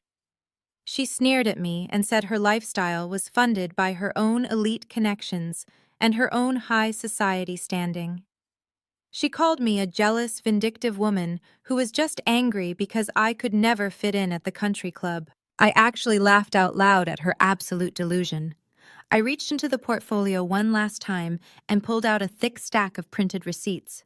I threw them across the table, letting them slide right over the spilled wine to where Rebecca was standing. I told her to stop playing the victim and to drop the wealthy socialite act right now. I told her I had audited every single line of their corporate credit card statements. I exposed the fact that every single designer dress she wore to her charity galas was rented online. The luxury cars she paraded around town in were leased under the company name, which I now legally owned. Even the diamond tennis bracelet she was currently wearing on her wrist was bought on collateralized debt that had not been paid in 6 months. I exposed how she had been actively using stolen church charity funds to pay for her monthly country club dues and her weekly luxury spa treatments. Rebecca started shaking her head aggressively, denying everything I was saying. She reached for her designer purse sitting on the spare chair next to her. She dug inside and pulled out her shiny platinum credit card, holding it up in the air, as if it was a magic shield that could protect her from the truth. She told me I was a pathetic liar and that her bank accounts were perfectly fine. I smiled coldly and told her to go ahead and check her mobile banking app. I explained that since I had officially acquired the company and all of its subsidiary accounts, I had personally called the corporate fraud department exactly 10 minutes before I walked through the front gate. I had permanently frozen every single credit card attached to her name and Andre's name. I told her the platinum card in her hand was now nothing more than a useless piece of plastic. Rebecca's hands were trembling violently as she unlocked her phone. The dining room was dead silent as she rapidly tapped the screen to open her bank application. A sudden loud gasp escaped her throat. She dropped her phone onto the table. The screen brightly displayed a cascade of red alert notifications, showing that all her accounts were locked, frozen, and completely inaccessible. The realization hit her like a physical blow to the stomach. Her entire fake plastic life had just been completely evaporated in a matter of seconds. The fake sweet tone she always used completely vanished. Rebecca's face contorted into a mask of pure venom and unhinged fury. She turned away from me and looked directly at Andre and Elias. She started screaming at the top of her lungs. She cursed at Andre, calling him a pathetic, broke loser who lied to her about his wealth. She screamed at Ruby and Elias, calling them a family of disgusting, manipulative frauds who had ruined her perfect life.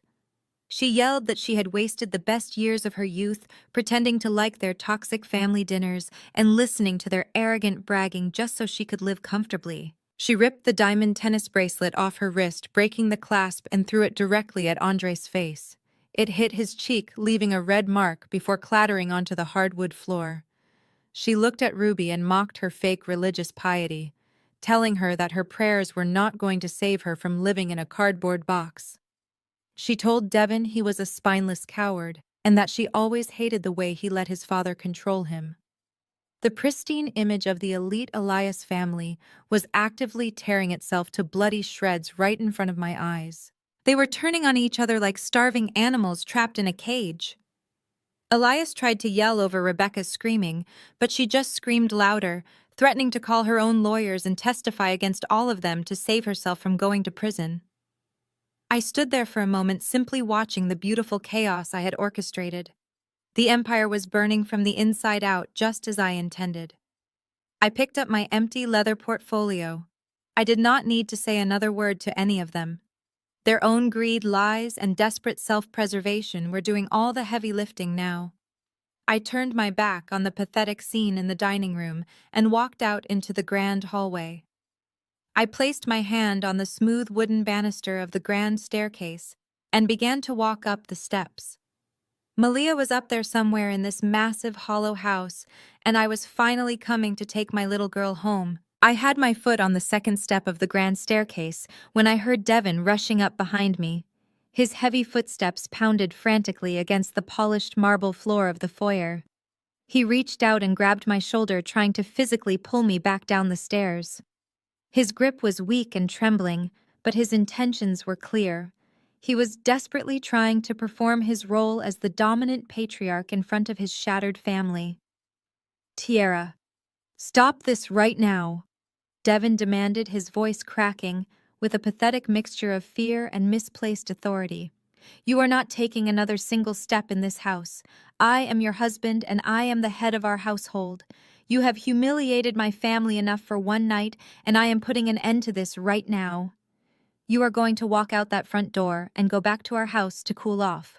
We will discuss your erratic behavior in the morning like rational adults after you have calmed down. I did not scream or try to wrestle my shoulder away from his grasp. I slowly turned my head and looked dead at the hand he had placed on my jacket. My expression was so completely devoid of any warmth or submission that he immediately let go. He quickly pulled his hand back as if my skin had suddenly burned him. I turned around fully and looked down at him standing one step below me on the staircase. He was breathing heavily, his eyes darting around the hallway trying to avoid direct eye contact.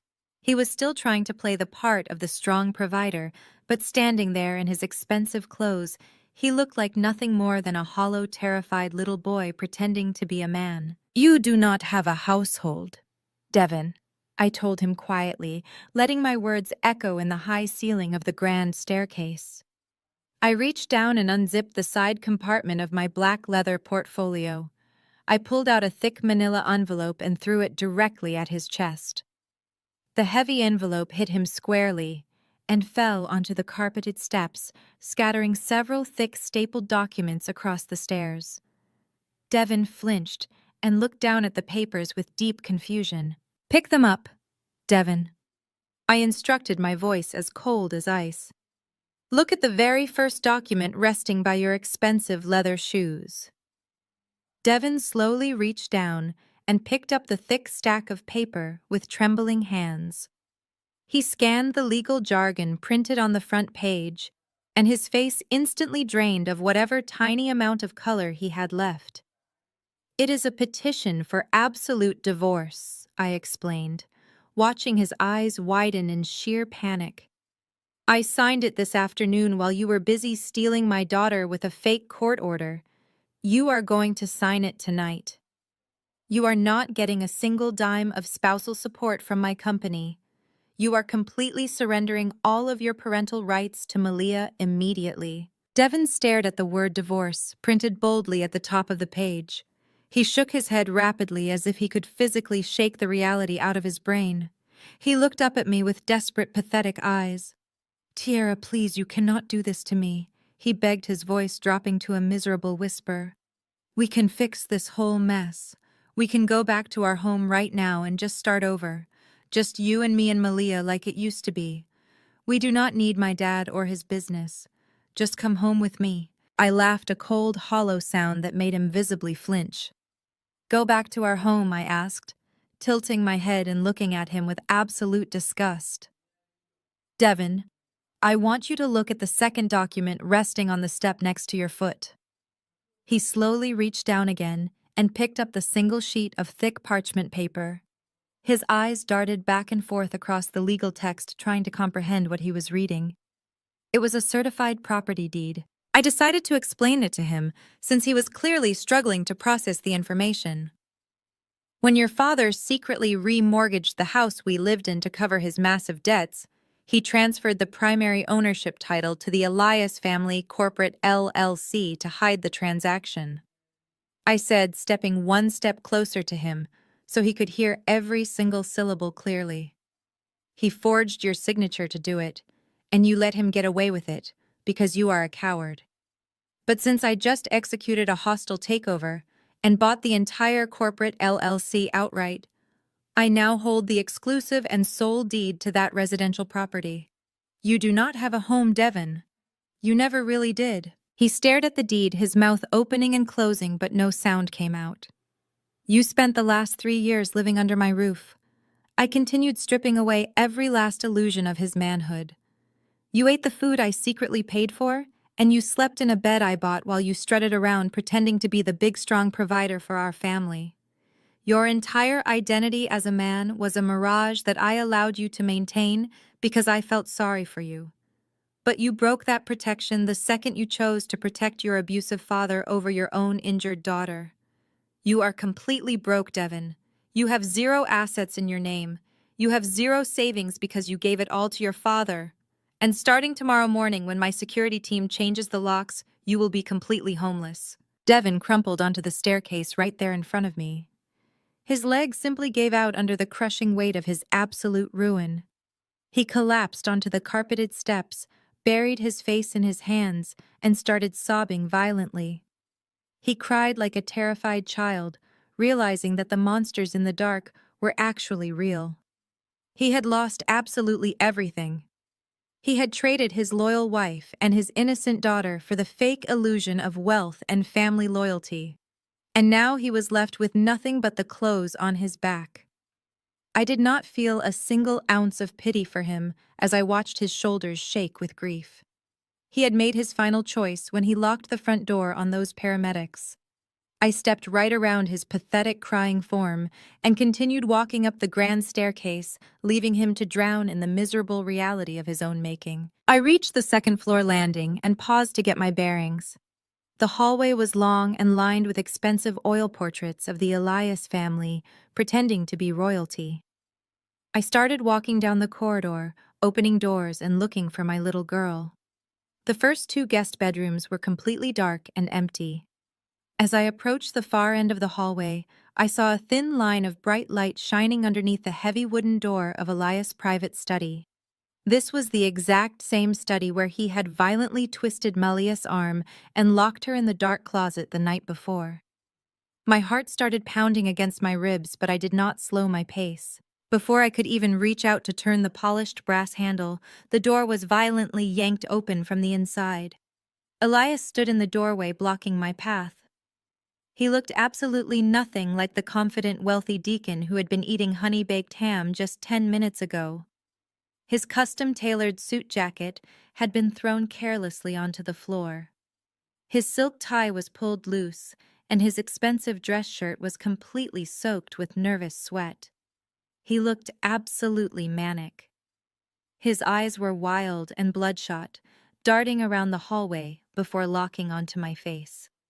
The arrogant community leader was completely gone, replaced by a cornered, desperate animal whose empire had just burned to ashes. He backed away into the center of the study, and I followed him, stepping firmly into the room. "You think you are so incredibly smart?" Elias hissed, pacing frantically behind his massive mahogany desk. "You think your little financial tricks and your fancy corporate buyout mean anything in the real world? You think you can just walk into my house and take everything away from me with a few pieces of paper?" He suddenly stopped pacing and reached his right hand deep into the top drawer of his desk. When he pulled his hand back out, the breath completely vanished from my lungs. He was holding a heavy black handgun. He raised the weapon without hesitation and pointed the dark metal barrel directly at my chest. His hands were shaking violently, but the look in his bloodshot eyes was one of pure, unhinged malice. He had lost all his money and all his power, so he was reverting to the only thing he had left, which was brute physical violence. I immediately stopped walking, but I absolutely refused to take a single step backward. Elias laughed, a wet, jagged sound that echoed terribly in the quiet study. "You walked right into my house, violating a legal court-ordered restraining order," he yelled, spit flying from his lips and landing on the polished wood of his desk. "You are a violent, unhinged intruder, Tierra. You are a deranged, disgruntled woman who broke into my private property to attack my family. If I pull this trigger right now and put a bullet in your chest, it is completely justified self-defense. The law will protect me just like it always does. You can have all the fancy corporate documents in the whole world, but they will not stop a bullet from tearing through your heart." I kept my eyes locked on his, refusing to look down at the weapon in his trembling hands. "I own this entire town," he continued, his voice rising into a frantic, desperate scream. "I play golf with the mayor every single Sunday afternoon.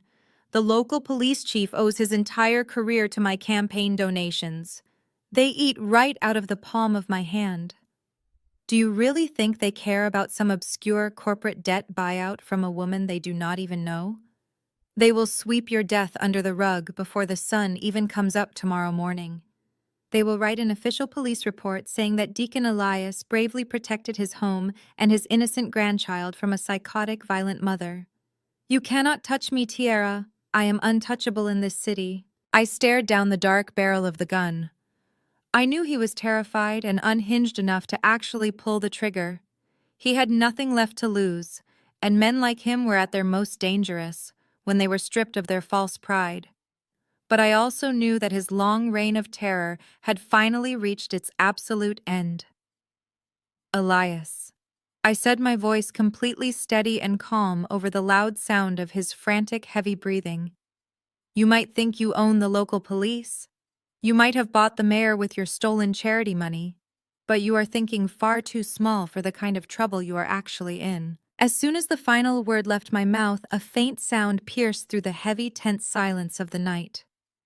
It started as a distant, high-pitched wail echoing through the wealthy suburban streets. Then it rapidly grew louder and louder. It was the shrill, piercing shriek of approaching sirens. It was not just one single police cruiser siren. It sounded like an entire massive fleet of emergency vehicles rushing at top speed down the private road directly toward the estate. Elias froze completely.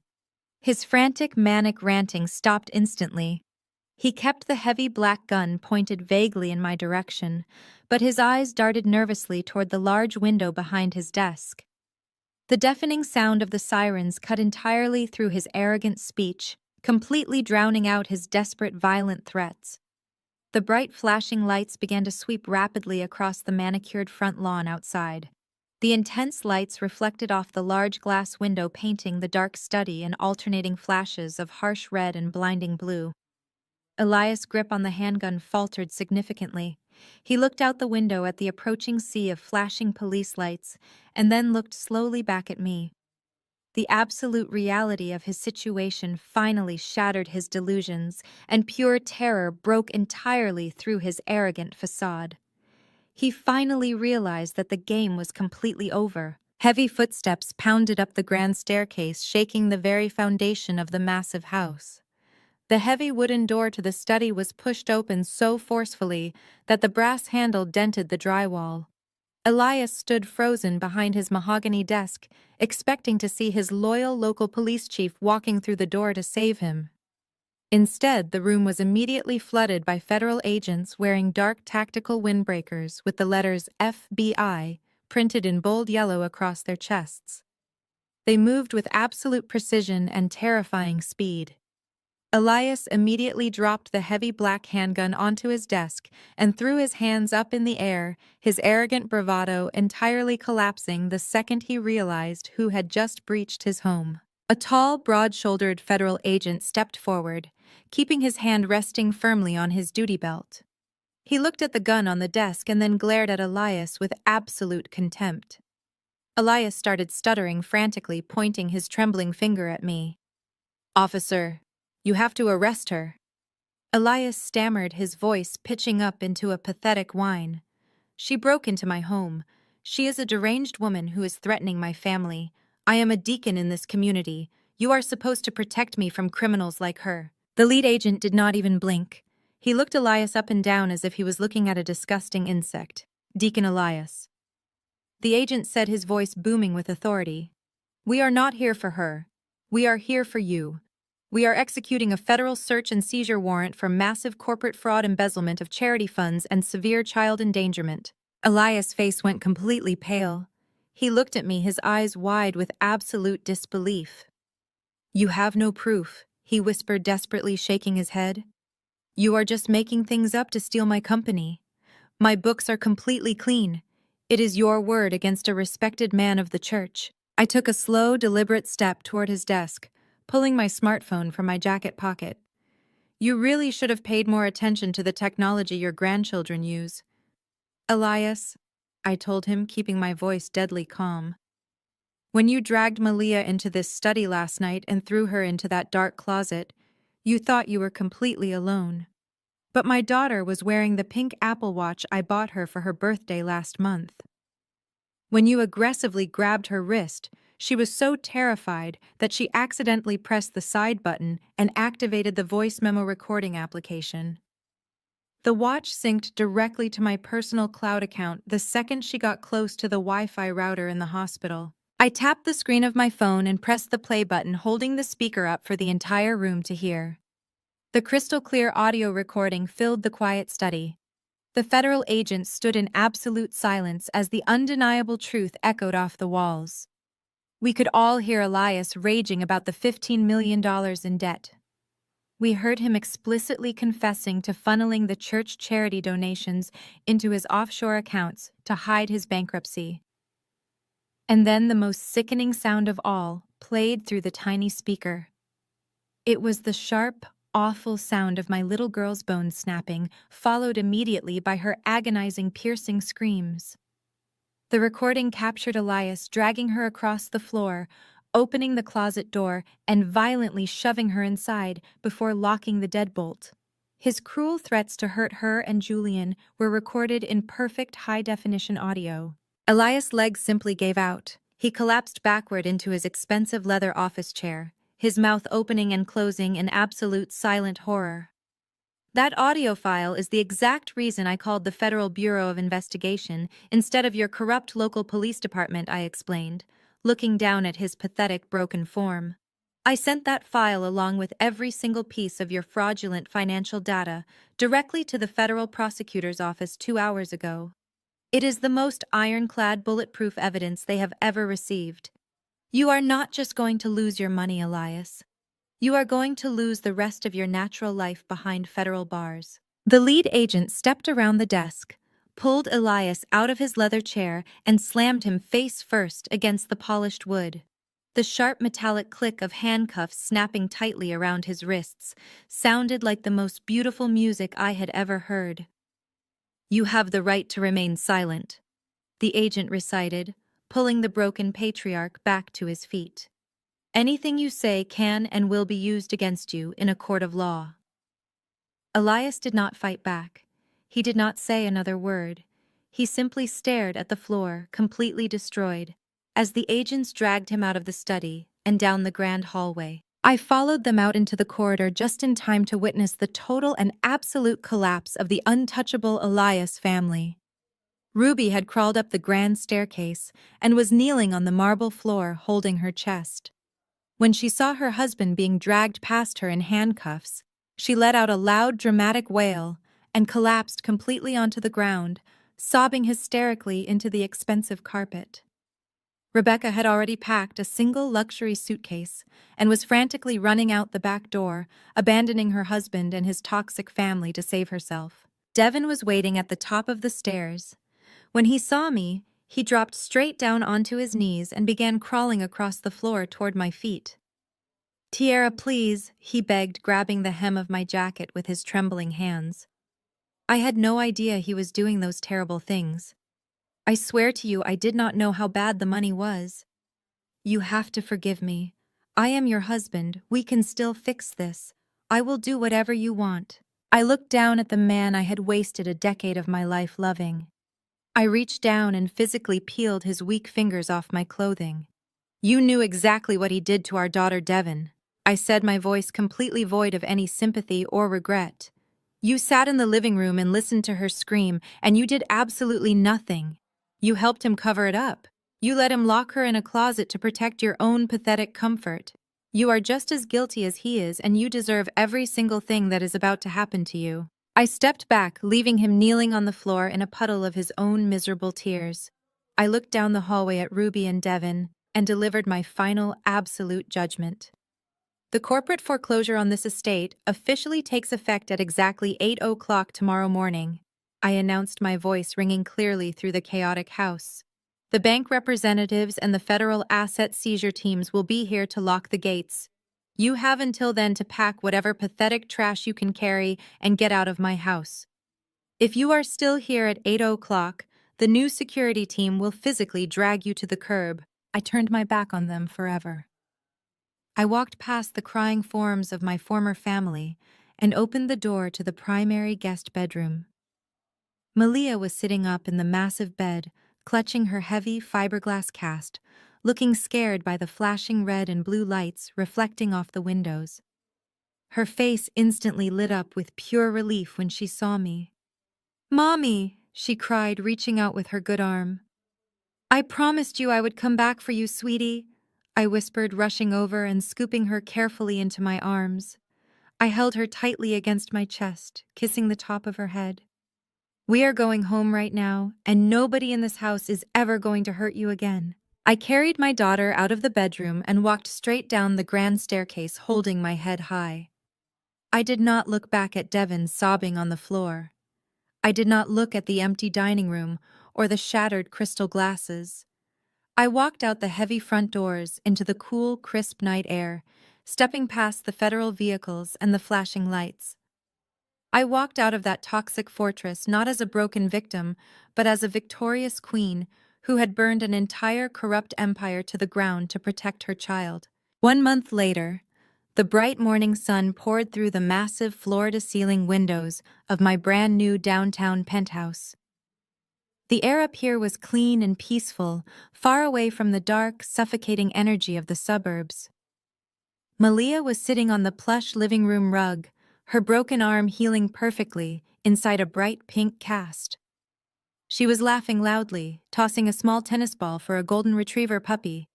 My nephew Julian was sitting right next to her, completely relaxed and smiling. After Rebecca fled the state, leaving them with absolutely nothing, I had hired the best family lawyers in the city to help secure Julian's safety. He spent his weekends at my penthouse, away from the toxic ruins of his father's life. I was standing in the open kitchen pouring myself a cup of fresh coffee when my smartphone buzzed softly on the marble counter. The screen lit up, displaying an incoming collect call from the Fulton County Correctional Facility. It was Devon. He had been arrested 2 weeks ago for his complicity in the corporate fraud and for lying to a family court judge. He was sitting in a concrete cell, waiting for a trial he was guaranteed to lose, desperately trying to reach out to the woman he had betrayed. I picked up the phone and looked at the screen. I listened to the automated robotic voice asking if I would accept the charges from an inmate. I did not feel anger anymore. I did not feel sadness. I felt absolutely nothing for the man trapped behind those prison walls. I tapped the screen and pressed the red block button, permanently erasing his number from my life forever. I set the phone down and took a deep breath of the quiet, peaceful air. For so long I had been conditioned to believe that family was the most important thing in the world. Society teaches us that blood is thicker than water, and that as women we are supposed to endlessly forgive the people who continuously hurt us. We are told to swallow our pride, shrink our ambitions, and protect the family image at all costs. But the truth is that blood simply means you share DNA. It does not give anyone the right to abuse you, manipulate you, or put your children in danger. Sometimes the most empowering, brave thing you can possibly do is completely cut off a toxic bloodline to protect your own peace. You do not owe loyalty to people who view your suffering as collateral damage for their ego. You do not owe forgiveness to monsters disguised as family members. I had to become ruthless to protect my innocent child, and I would do it 1,000,000 times over. I built a beautiful, safe life from the ashes of their destruction, and for the first time in my entire existence, I was truly, undeniably free. If you have ever had to make the difficult choice to walk away from a toxic family member to protect yourself or your children, please let me know your story in the comments below. You are never alone in your struggle. Hit the like button and subscribe if you believe in setting ironclad boundaries and fiercely protecting your peace. Thank you for letting me share my journey, and remember that your true family is made up of the people who make you feel safe, loved, and respected.